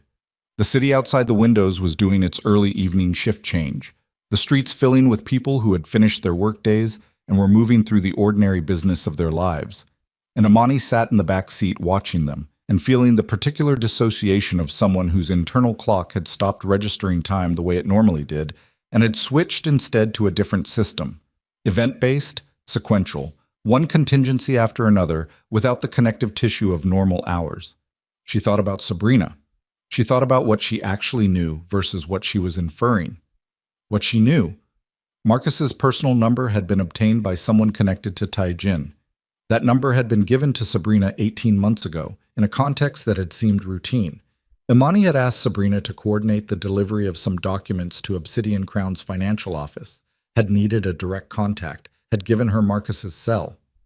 A 5-minute transaction. She had not thought about it since. What she was inferring, that Sabrina, over 3 years inside Tai Jin's operation, had either deliberately retained that number as leverage or had mentioned it in a context Tai Jin had filed away for later use. What she did not know, whether Sabrina's arrival at Camille's office with 3 years of evidence was entirely what it appeared to be, or whether it was also something else. A positioning move, a way of getting inside the perimeter of Imani's legal strategy, a way of being present when the most sensitive decisions were made. She could be wrong about this. She acknowledged that. Sabrina had sounded genuinely frightened this morning. The man outside her building had been real. Building security had confirmed it, had found no one by the time they checked, but had reviewed lobby footage and confirmed a man had followed Sabrina to the elevator. That was real. The fear had been real. But Sabrina Vale had spent 3 years performing loyalty to a man who had none, which meant Sabrina Vale was capable of performing things she didn't feel, and Imani would be a fool not to account for that.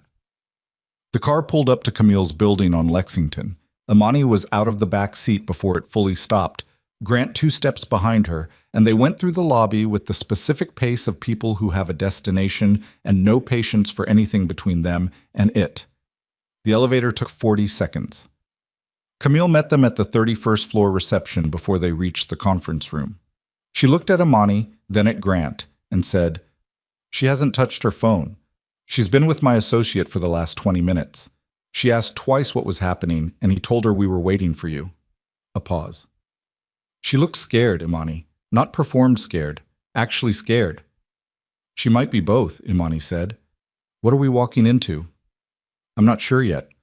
Imani stopped outside the conference room door. Through the glass panel, she could see Sabrina at the far end of the table, hunched slightly forward, hands around a paper cup of something, the carry-on by her feet. Camille's associate, a young man in his late 20s named Patrick, sat at the near end with a laptop open and the particular posture of someone maintaining vigilance without wanting to look like he was doing it. Sabrina looked up and saw Imani through the glass. Her face went through several things in about 2 seconds. Relief first, which was real. Imani could read real relief. And then something behind the relief that was harder to name. Not guilt exactly. Something more complicated than guilt.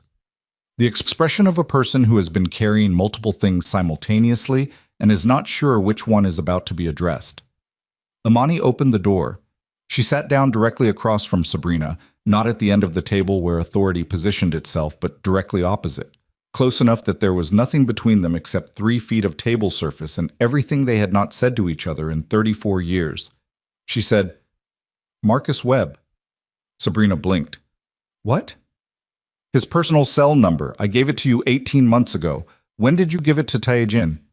The room stiffened. Camille came in and stood near the door. Grant took the chair at the near end. Sabrina's hands tightened around the paper cup.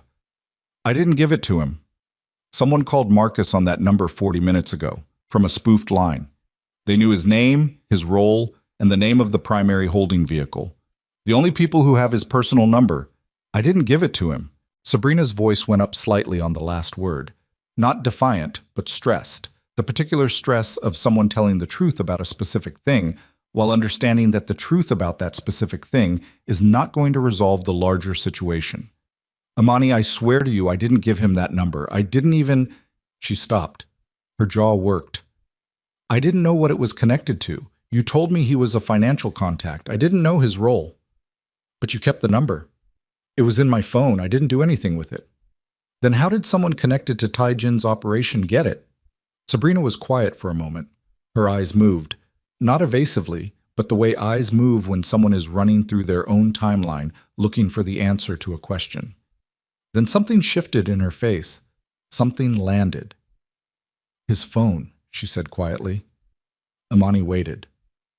"He went through my phone," Sabrina said. "Twice that I know of. He said he was checking something, some contact I'd mentioned, and I let him because I didn't think—" She stopped, pressed her fingers flat on the table.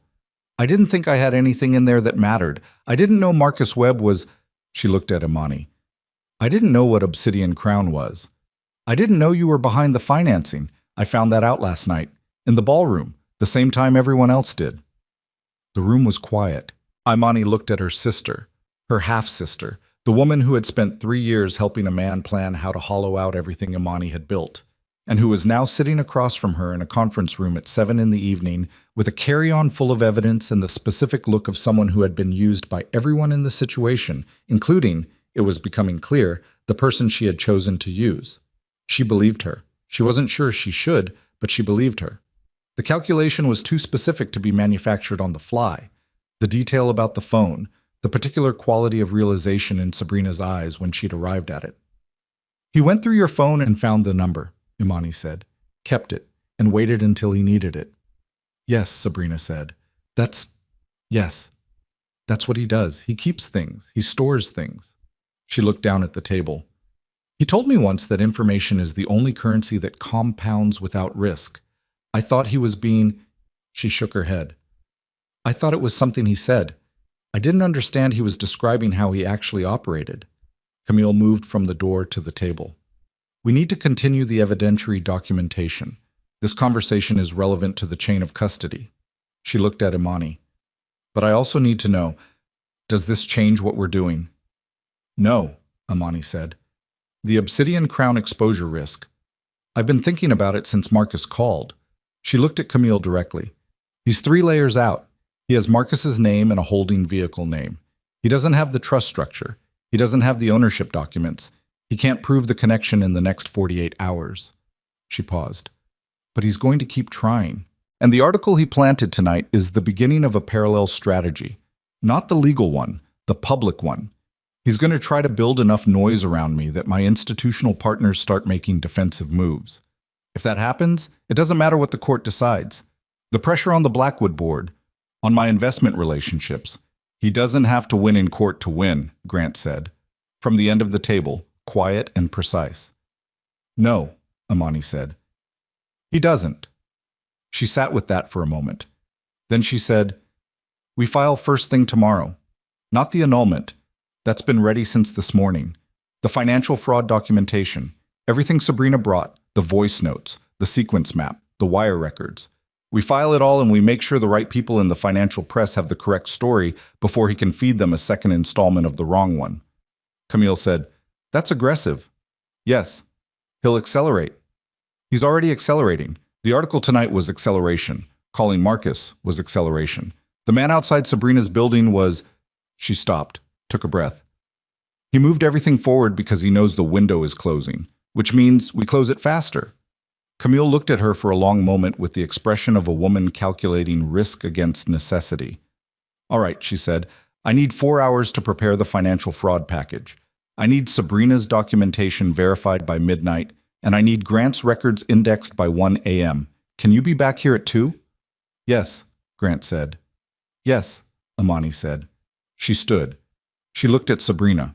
Sabrina was still at the table, hands around the paper cup, looking at Imani with an expression that was not asking for forgiveness, which was the right instinct, because asking for forgiveness at this particular moment would have been wrong in a way Imani didn't have the patience to explain. Stay here, Imani said. Don't use your phone. Don't call anyone. Camille's team will get you what you need. Sabrina nodded. Imani left. The next 4 hours were the kind of hours that don't feel like hours. They felt like compressed sequential pressure, one decision producing the next, each one irreversible, the whole chain of them forming something that would either hold or wouldn't but couldn't be stopped now regardless. Marcus came to the West Side suite at 8 and walked Imani through the financial documentation she needed for the fraud package. The paper trail of Tai-Jin's attempts to leverage the marriage as a mechanism for corporate access, the wire records, the internal memos his team had produced that Sabrina had copied without him knowing. Marcus was meticulous and tired and kept his voice flat in the way that meticulous, tired people keep their voices when they understand that the flatness is load-bearing. At 9:30, one of Camille's associates called to say that the translation of the sequence map was complete. Imani read it. She read the section about herself twice. The second time, she read it without looking for the parts that hurt, and instead looked for the parts that were wrong. Because there were parts that were wrong. He had identified a real vulnerability and then extrapolated incorrectly from it, had assumed that her hunger for genuine recognition would make her passive once she believed she had it, had assumed that connection would dull her operational edge. He had planned for a woman who, once she trusted, would stop watching. He had not planned for a woman who trusted and watched simultaneously. That was the error. That was the one place in 12 pages of precise, documented, carefully researched analysis where Kong Tai-Jin had gotten it wrong, and it was the place where everything had come apart. She set the document down. At 10:45, Grant called from Camille's office. The financial press contact is ready, he said.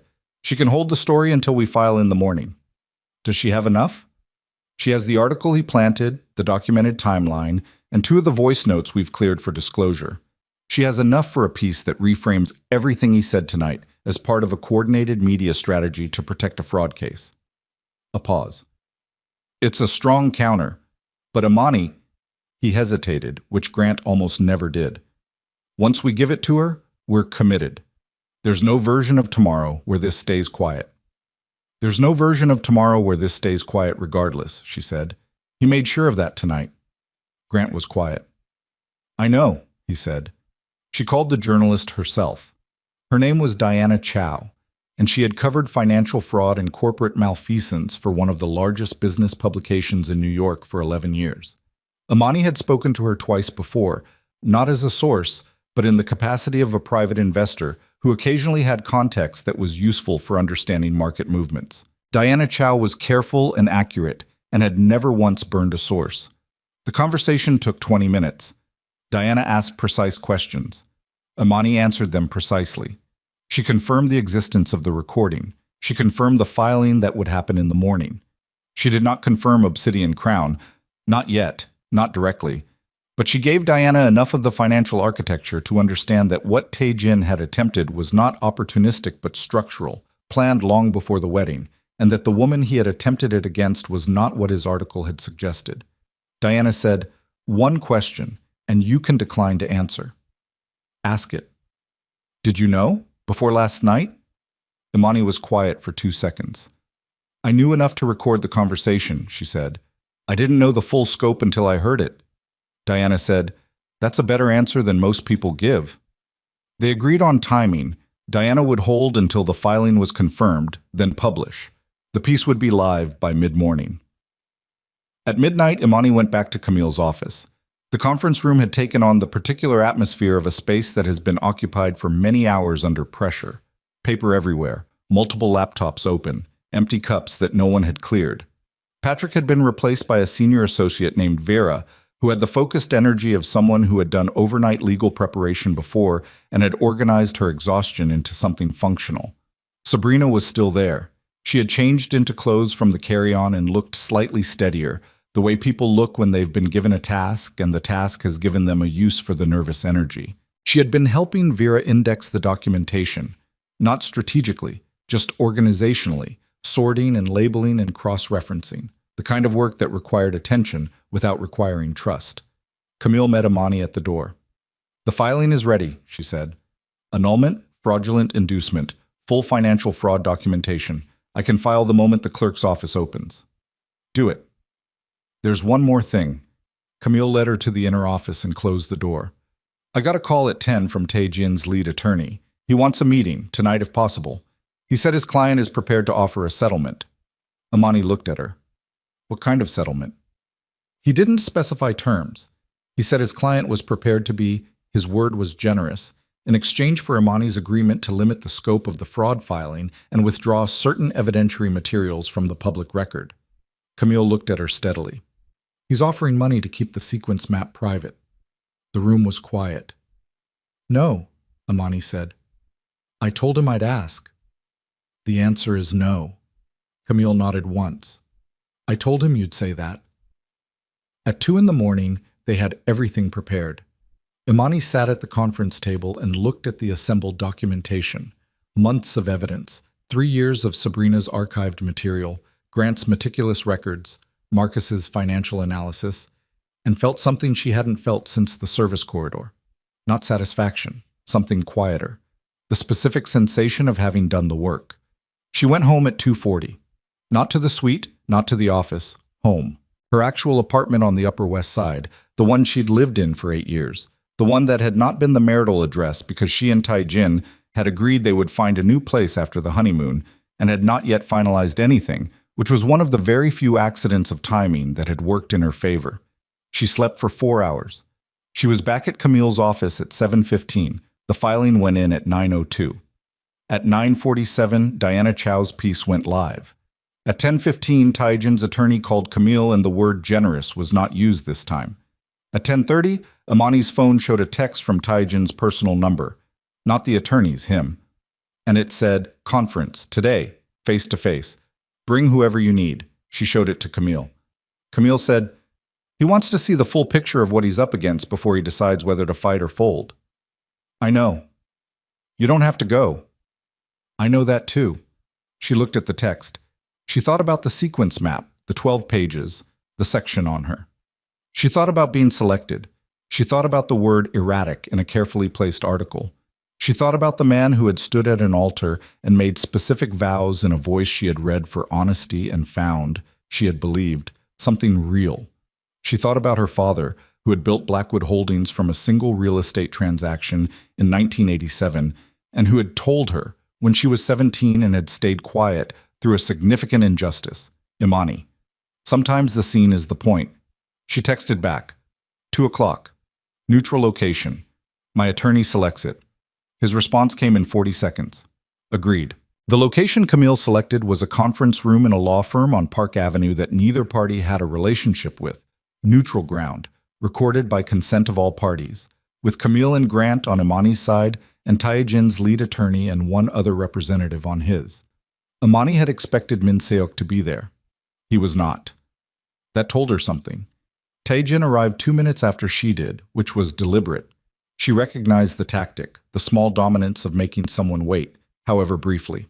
He came in wearing a charcoal suit and looked, for the first time since she had known him, like a man who had not slept. Not disheveled, he was too controlled for disheveled, but compressed, the way a person looks when they have been holding themselves together for many hours through will alone, and the will is starting to show the strain. He looked at her. She looked back. There was a moment, just a moment, 2 or 3 seconds, where neither of them performed anything, where it was just two people who had spent 2 years in close proximity looking at each other across a conference room table with everything between them that was now irrevocable. She did not feel what she had expected to feel. She had expected something like grief or rage or the residue of both. What she felt instead was something more like recognition, clear-eyed, almost impersonal, the specific sensation of seeing something accurately for the first time. He sat down. His attorney opened a folder.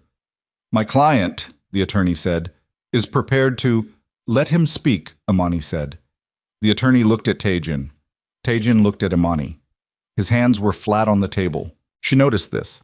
The same gesture from the ballroom, when the recording played, when the composure had first cracked. He was not aware he was doing it. I underestimated you, he said. Not as an apology, as a statement of fact. Yes, she said. I'd like to know, he said slowly, when you knew. Camille started to say something. Imani raised her hand slightly and Camille stopped. I knew something was wrong 8 weeks before the wedding, Imani said. I didn't know what it was. I had a feeling I couldn't source, and I spent 6 weeks trying to talk myself out of it. She paused. I heard you behind the door, and I knew within about 30 seconds. He was quiet. You should have checked the Bluetooth range on the ballroom speakers, she said. You were in range of the speaker system when you had that conversation. I was connected before I even walked back in. Something moved in his face. Not quite pain. Something that lived in the same building. The financing, he said. Yes. How long have you controlled Obsidian Crown? 6 years. He absorbed this. She watched him absorb it, watched him recalculate the entire timeline of what he had known about her against what he apparently had not known, and watched the calculation arrive somewhere that cost him something real. You were never going to give me access, he said. Even if none of this— No, she said. I was going to tell you about Obsidian Crown after the wedding. I was going to show you the full picture, because I believed you were who you presented as. She kept her voice even. I was going to give you everything, not because you asked for it, because I wanted to. The room held that. His jaw tightened. What do you want? He said. Quiet, direct. The voice underneath all the performance, finally.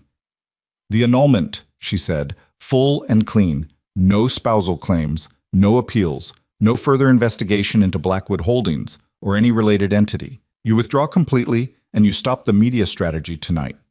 And in exchange? In exchange, the sequence map stays sealed. She had thought about this. Camille had questioned it. She had held it anyway. I'm not interested in destroying you. I'm interested in being free of you. Those are different objectives.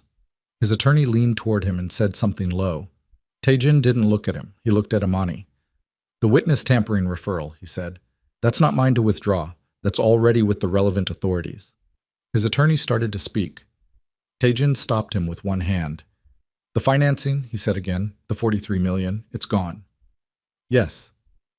My legitimate operations are in restructuring without it. I know. You knew that when you canceled it. Yes, she said. I knew exactly what it would do. I canceled it anyway. He looked at her for a long moment, and then Kang Tae-jin, who had walked into a conference room to negotiate with a woman he had spent 2 years categorizing as a manageable risk, made a sound that was not quite a laugh and not quite anything else. A short, involuntary exhale that was the closest thing to honesty she had ever heard from him. "All right," he said. His attorney's head came up. "Taijin?" "All right," he said again, louder, to his attorney, to the room, to Imani. "Draw it up. Clean annulment. Full withdrawal." He looked at the table, then back at her. "The media piece tonight. I'll make a call." "Before 6 p.m., Camille said. He nodded once. The meeting lasted 14 more minutes. Logistics, language, the mechanical business of dismantling something that had been constructed with considerable effort. His attorney spoke more than he did. Camille answered. Grant made notes. Imani sat and listened and added specifics when she was needed and did not say anything she didn't mean.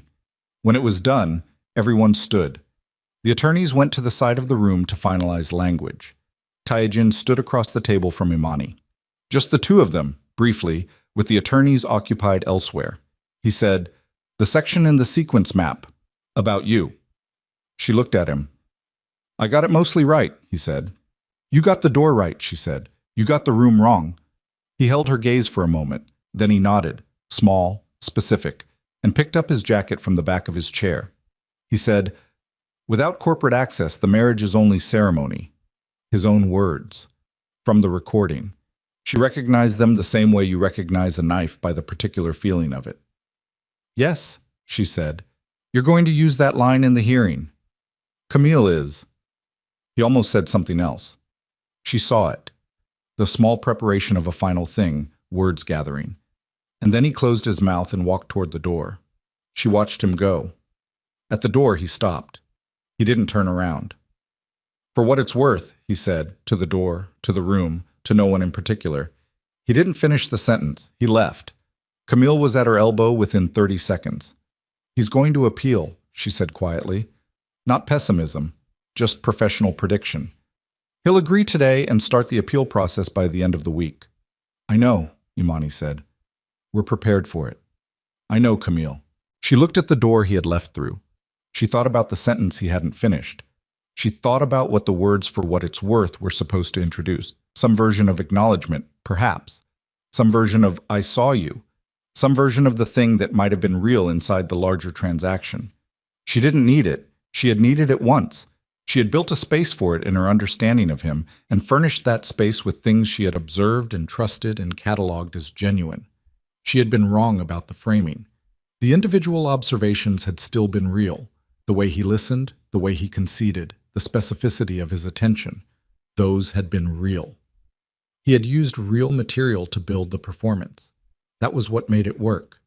That was what made it cost. She gathered her things. Grant fell into step beside her at the door. "It's not done," he said, not warning her, just noting the state of things, the way Grant noted things, without drama, without false comfort. "No," she said. "Not yet." They walked out into the corridor. Behind her, through the closing door, she could hear Camille's voice, precise, assured, already managing the next phase, and the sound of papers and the particular acoustic of a room full of people continuing to work. The elevator came. She stepped in.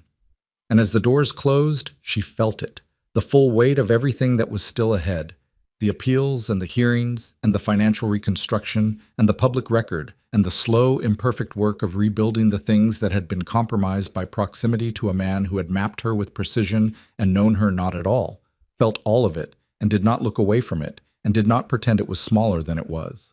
The elevator descended, and Imani Blackwood stood inside it with her eyes open and her hands steady, going down 31 floors toward the street and the city and whatever the morning of the final hearing would eventually require of her.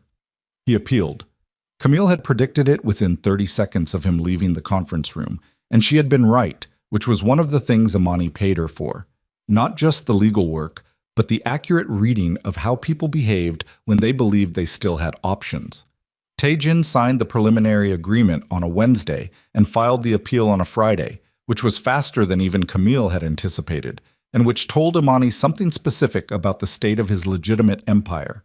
It was deteriorating faster than the restructuring advisors had projected, and he needed the annulment overturned not because he wanted her back, but because a living marriage, however damaged, still gave his attorneys something to argue with when the banks came looking for collateral authority. He did not want his wife. He wanted the legal fiction of a wife who had assets.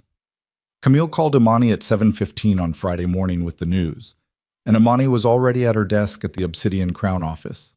Not the West Side suite, the real one, the one that existed in a building with her name nowhere on the lease and her face nowhere on the lobby registry. And she listened to Camille's summary with her coffee going cold in her hand and said, "What grounds?" "Procedural irregularities in the original filing and—" Camille paused, with the particular pause of an attorney preparing to deliver something she finds professionally insulting. "Emotional duress. His attorneys are arguing that the agreement was signed under conditions of psychological pressure." Imani set the coffee down. "He's arguing that he was coerced. He's arguing that the public exposure at the reception and the subsequent media coverage created an environment in which his client could not make a free and rational legal decision." Another pause. "It is, to be direct with you, one of the more creative arguments I have encountered in 28 years. What do we need? The hearing is in 6 weeks. We need everything we already have, plus testimony. I need Grant on record. I need Marcus on record about the financing inquiry. I need Sabrina on the stand." A beat. "And I think we should discuss the sequence map." "I said it stays sealed." "I know what you said." Camille's voice had the careful quality it took on when she was about to disagree with a client in a way that required them to actually hear it. "Imani. He filed an appeal claiming psychological duress. The sequence map is a 12-page document written in his own hand demonstrating that he entered the marriage with a premeditated financial strategy and a psychological profile of every person around you. It is the single most direct evidence that this marriage was not a relationship but an acquisition. If we don't use it, he'll walk." "I didn't say that." "But it's possible." Silence on the other end. "It's possible," Camille said. "Yes." Imani looked at the window. Outside, Midtown was doing its morning thing. The specific organized chaos of a city that had too much to do and not enough time, and no particular interest in anyone's private legal situation. She thought about the agreement she had offered him in the conference room. She thought about the word generous, which his attorney had used before the meeting, and the way it had meant something completely different from either of its possible meanings. She thought about the sentence he hadn't finished. "For what it's worth." "Use it," she said. Camille said, "Are you sure?" "Yes." She picked up the coffee again. "He used the appeal to reopen the fight. He doesn't get to do that and keep the protections I offered when he agreed to end it. Use it." "All right?" "All of it. The full document. Translated and authenticated. I'll have the translation notarized by Monday." The 6 weeks before the hearing were the longest 6 weeks Imani could remember, and she had had some long ones. Not because they were inactive, they were the opposite of inactive. They were densely, exhaustingly active, but because the activity had a particular quality that she found harder to sustain than crisis. Crisis was clarifying. The weeks before the hearing were not crisis, they were preparation, which required holding the tension of something unresolved for a sustained period without the adrenaline of immediate decision-making to keep the mind organized. She worked. She ran Obsidian Crown.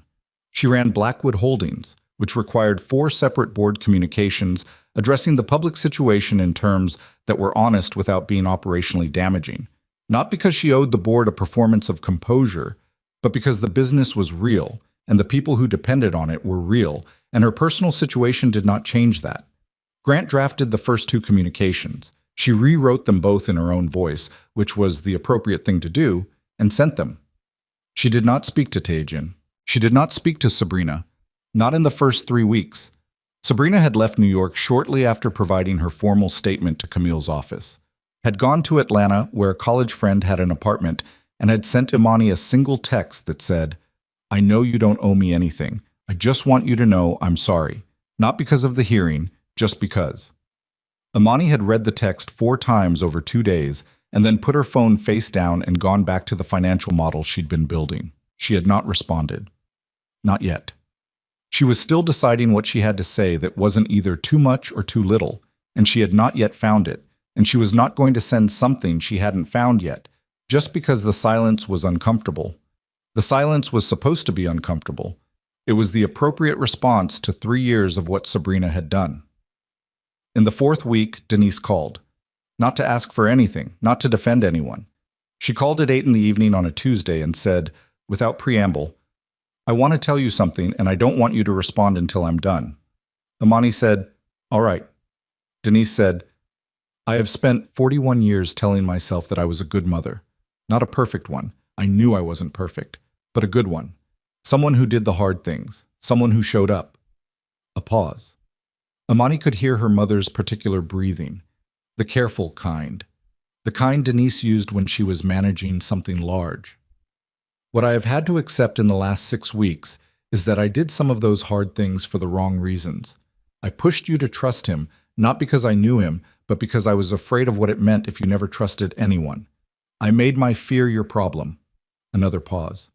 "He used that, and I let him, because I wasn't paying attention to what I was actually doing. I was paying attention to the story I was telling myself about what I was doing." Imani sat with that. "That's the thing I wanted to say," Denise said. "I'm not asking you to tell me it's fine. It's not fine. I'm asking you to know that I understand that it's not fine." Imani looked at the wall of her office, at the framed photograph on the far shelf, her father at the groundbreaking of the first Blackwood property, 1987, in a suit that was slightly too large and a posture that was entirely sufficient. The posture of a man who was not yet what he was going to become, but had already decided he was going to become it. "I know, Mom," she said. It wasn't forgiveness. It wasn't the restoration of something. It was just acknowledgement, the specific, limited, real thing that was actually available, as opposed to the larger thing that would take considerably longer and could not be scheduled. Denise said, "Thank you." They talked for 20 more minutes about other things. About the opening Imani had been planning in Harlem, a coffee roastery and training center, a project she had been building quietly for 2 years, inspired by something her father had said once about the difference between wealth that compounds privately and wealth that lands somewhere specific. It was supposed to have opened in the spring. The situation had delayed it. She was targeting late autumn now. Denise asked questions about it.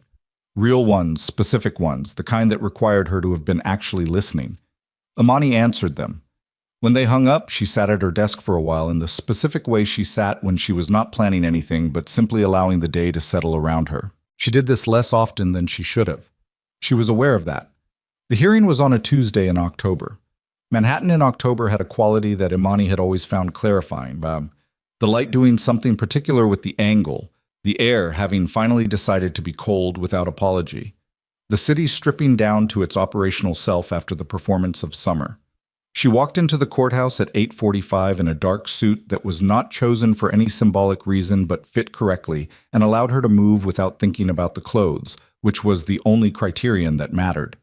Camille was at the courthouse entrance, organized and caffeinated and ready in the way she was always ready, as though the preparation had been going on since before the situation began, which in some ways it had.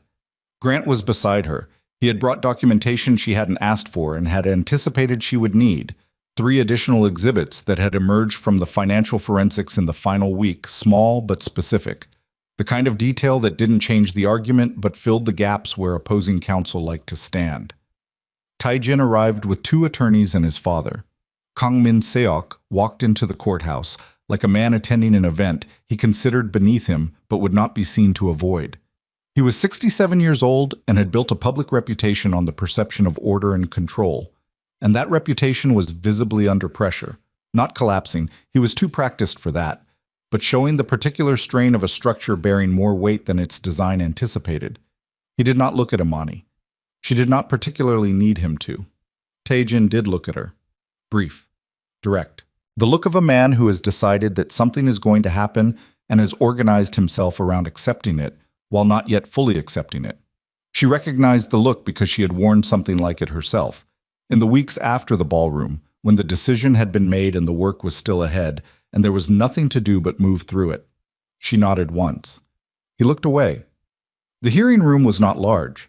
It had the functional austerity of courtrooms that handled civil proceedings rather than criminal ones. No gallery, no theater, just a judge and 2 tables and the specific atmosphere of a room where things were decided without drama by people who had made a professional practice of deciding things. Judge Patricia Osei was 58 years old, had been on the family court bench for 14 years, and had the particular quality of a person who had heard every variety of human failure organized into legal arguments and had developed a comprehensive patience for none of them. She read efficiently. She asked questions that were short and required precise answers. She did not appear to be performing judicial temperament. She appeared to simply have it. Camille opened with the recording, not as an emotional document. She did not play it for effect. She introduced it as authenticated evidence of stated intent, had the digital forensics expert confirm its integrity, and walked Judge Osei through the specific language, marriage as a legal instrument, the power of attorney timeline, the plan to use Denise, the 8-month exit strategy. She did this methodically and without inflection, which was the correct choice, because the material itself had enough weight and inflection of its own. Tajin's lead attorney, a man named Holt, who had the defensive efficiency of someone who knew he was working with a damaged case but would not acknowledge this out loud, objected to the authentication methodology. Judge Osei overruled him. He objected to the relevance framing. She overruled him again, with a patience that was beginning to have an edge to it. Grant testified for 40 minutes.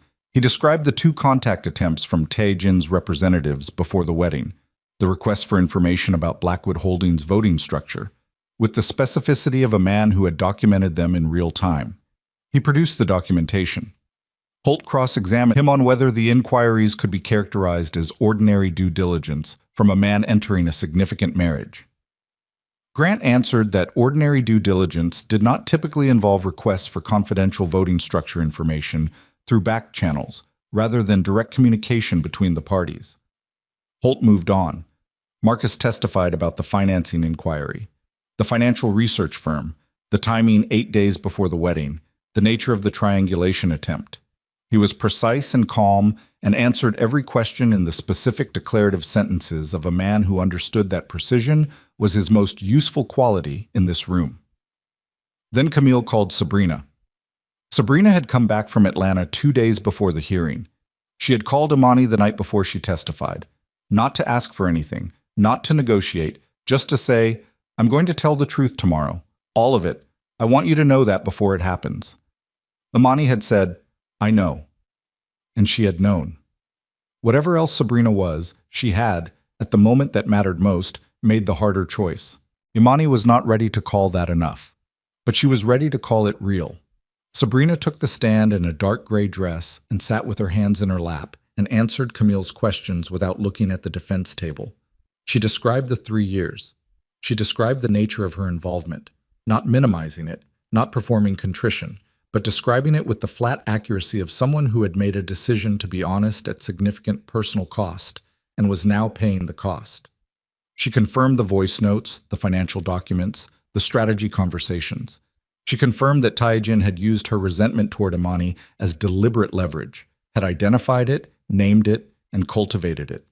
When Holt cross-examined her, he went after her credibility, her history with Taijin, the nature of the relationship, the possibility that her testimony was motivated by personal grievance rather than accuracy. Sabrina looked at him. "My testimony is motivated by both," she said.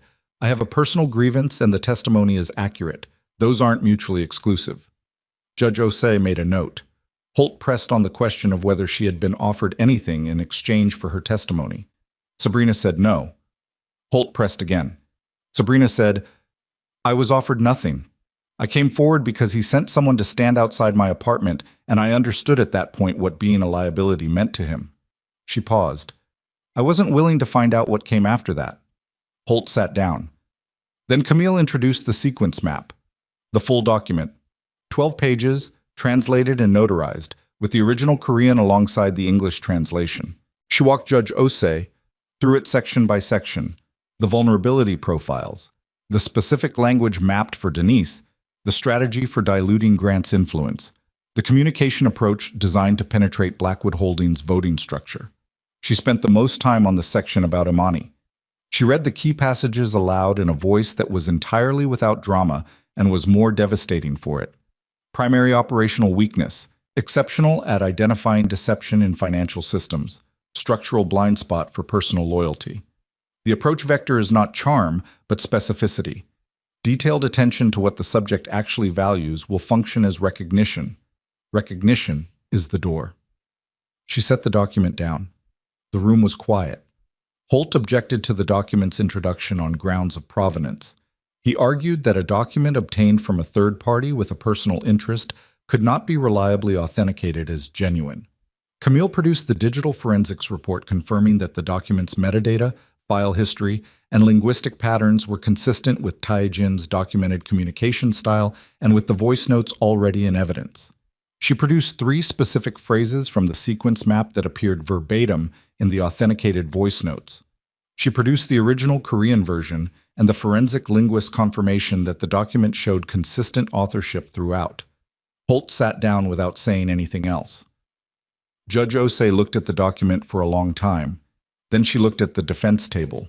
She said, "Mr. Kang, your attorneys have argued that you entered the settlement agreement under psychological duress created by public exposure.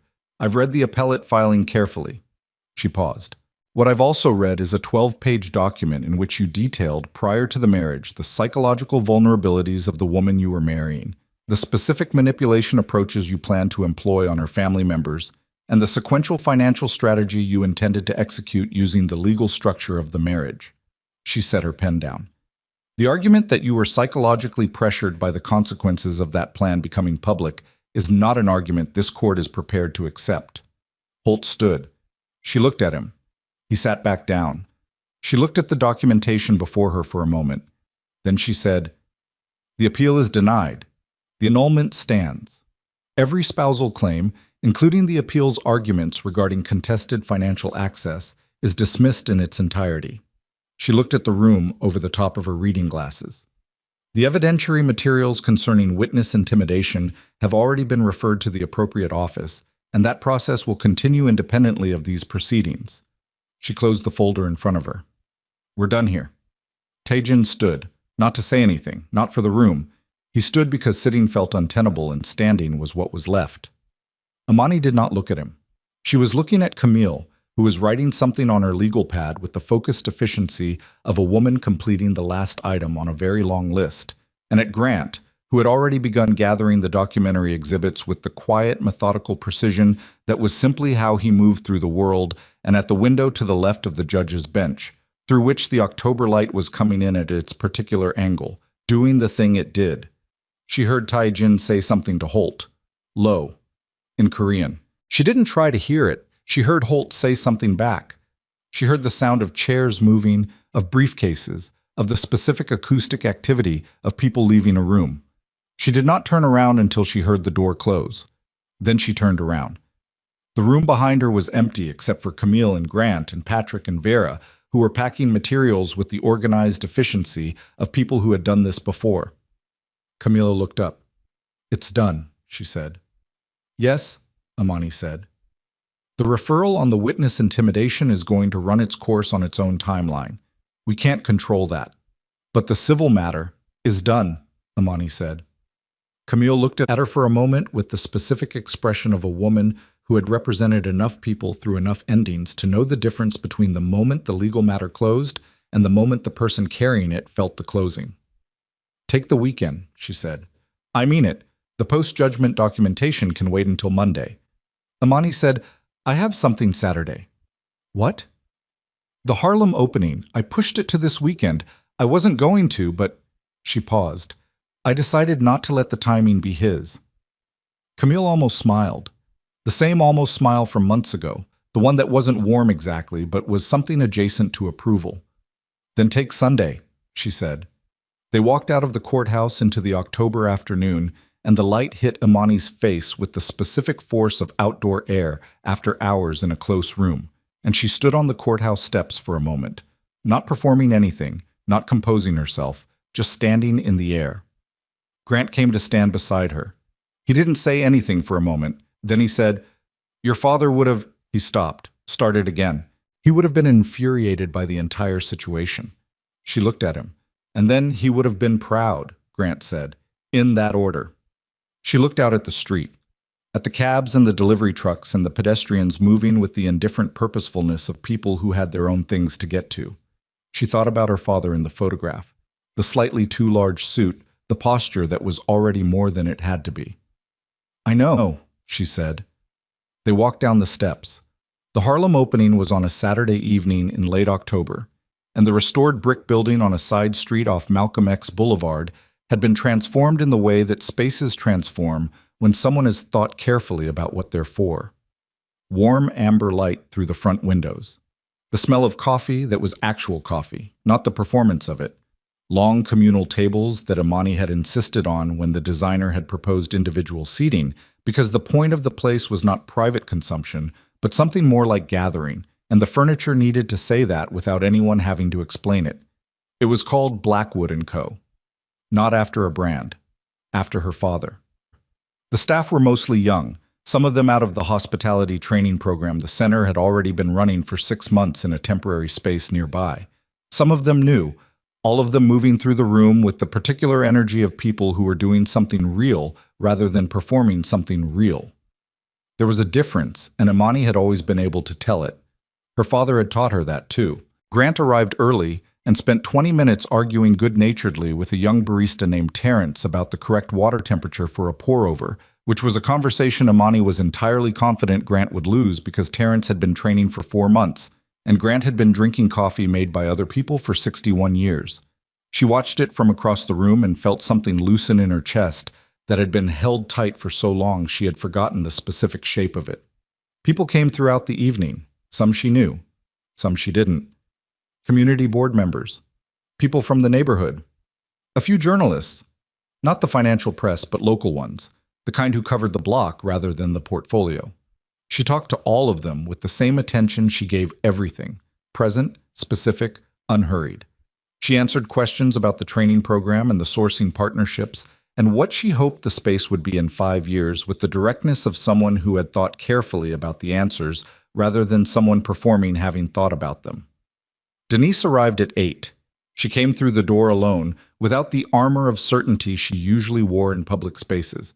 Not dressed down, exactly, but something quieter than her usual presentation, as though she had made a decision about what the evening required that didn't involve her usual performance. She stood near the entrance for a moment, looking around the room with an expression that Imani could see from across the space was not comfortable but was present, which was something. Imani walked toward her. She did not hurry. The distance was 30 feet, and she crossed it at a pace that was simply the pace of a person who knows where they're going and is not performing the going. She reached her mother. Denise looked at her. Her eyes were doing something they did not usually do in public, which was the particular thing that happened to Denise Vale's eyes when she was not managing what was in them. Imani did not say anything large. There was nothing large to say that wouldn't be too much, that wouldn't land wrong, that wouldn't ask for something neither of them could fully deliver yet. What she did instead was hold out a cup of coffee. Dark roast, the good one. The one she'd had Terrence pull from the first batch of the evening. Denise took the cup. She looked at it, then at Imani. "It smells like your father's," she said. "I know," Imani said. "I told them to get the blend right." They stood together for a moment in the amber light of the place that had been 2 years in the planning and 6 months in the building and 1 night in the opening, and the room moved around them with the warm, imperfect energy of something that was actually alive. Nothing was repaired. Imani was clear-eyed about that, about the distance that remained, about the work that was ahead, about the specific kind of trust that takes years to build and cannot be rushed without becoming something else. She was clear-eyed about Sabrina too, about the text she had not yet responded to and would respond to eventually, when she found the words that were actually the words rather than the words that looked like the words. She was clear-eyed about herself, about the vulnerability Tai Jin had mapped accurately, the specific hunger to be seen clearly by someone who chose to stay anyway, and about the fact that his having mapped it didn't make it a flaw to be corrected. It was simply a true thing about her. She had wanted to be known. She had extended trust in the direction of someone who had studied how to receive it. Those were not failures of judgment so much as the ordinary human consequence of being a person, rather than a system. She was going to keep being a person. She was going to keep extending trust in the directions that deserved it, and she was going to keep watching carefully, and she was going to keep building the things she believed in building, and she was going to stop equating endurance with strength. She had learned that one late, but she had learned it. At 10 o'clock, when most of the guests had filtered out and the staff was beginning the closing routine, Imani sat alone at one of the long communal tables near the back with a cup of the house single origin and her phone face up on the table. She had been avoiding the phone for social reasons all evening. Now she looked at it. There were messages she didn't need to read. A notification from a financial news aggregator. A text from Rochelle, who had been sending occasional check-ins since the wedding night with the loyal tenacity of someone who understood that presence mattered more than the right words. And one message, delivered at 9:47, from a number she had blocked months ago. It had come through on a different number, a new one, and it said, "You can't erase what we had." She looked at it. She thought about the man who had stood in a conference room and not finished his sentence. She thought about For What It's Worth, and all the things it might have been trying to introduce, and the fact that even now, even after the courthouse, even after the judge's ruling, even after the complete legal dissolution of everything he had tried to build, using her as the foundation, he still reached, still sent, still believed that reaching constituted a claim. She took a screenshot. She sent it to Camille with a single line. For the record. She blocked the new number. She deleted the conversation. Then she put her phone face down on the table and looked at the room around her. The warm amber light, the smell of coffee, Terrence wiping down the bar with the focused efficiency of someone who took the work seriously, Grant near the door having a conversation with someone from the community board that had outlasted every other conversation in the room, the way Grant's conversations always did. She thought about strength. She had understood it for a long time as a form of endurance. The capacity to absorb damage without breaking, to continue functioning under conditions that would have broken less prepared people. She had been good at it. She had built an empire on it. The endurance had been real and had served her and had also, she could see now, allowed her to stay in certain rooms longer than she should have, to tolerate certain pressures as ordinary because she was capable of tolerating them. Endurance was a tool. It was not an identity. Power was not surviving someone who wanted to possess you. Power was closing the door before possession could disguise itself as something worth opening the door for. She had learned that the hard way, in a service corridor in an ivory wedding dress, with her thumb on the record button of a phone that had turned out to be the most useful thing she carried that night. She picked up her coffee. It had gone slightly cool. Not cold, just no longer the temperature it was supposed to be. The way things go when you've been attending to other things and the cup has been sitting. She drank it anyway. Around her, the room settled into its late evening quiet. Not empty, not finished, just slower, the way things get slow at the end of a day when the work has been done and what remains is simply being in the place you made. Grant said goodnight at 10:30 with the same even formality he used for everything, and she walked him to the door and watched him go down the sidewalk in the direction of wherever Grant Holloway went when the working day was over. A question she had never actually asked him and would ask him someday, when the timing was right. Terrence turned off the pour-over station. The last lamp in the back corner stayed on. Imani stayed a while longer. Not because there was anything else to do, because it was her place and she had built it, and the building was done, and this was what done felt like. Not triumphant, not cinematic, just the specific, quiet, real sensation of a thing that existed now that had not existed before, because she had decided it should and had done the work. She thought about her father. She thought about the groundbreaking photograph, the too large suit, the posture that had already decided what it was going to become. She thought about what he would have said about the last 11 months, and she could hear it clearly. Not the infuriation Grant had mentioned, not the pride, but the thing underneath both. The thing her father said when she was very young and had done something hard and was looking to him to tell her it was enough. He would have said, "Now you know what you're made of. Don't forget it." She was not going to forget it.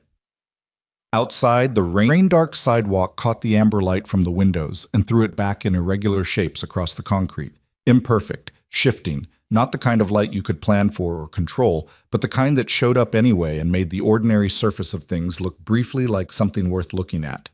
Imani put on her coat. She turned off the last lamp. She locked the door behind her. And she walked into the night that was hers, complicated and unfinished and real, with the full weight of everything she had paid to get here, and the full knowledge of what she intended to do with it.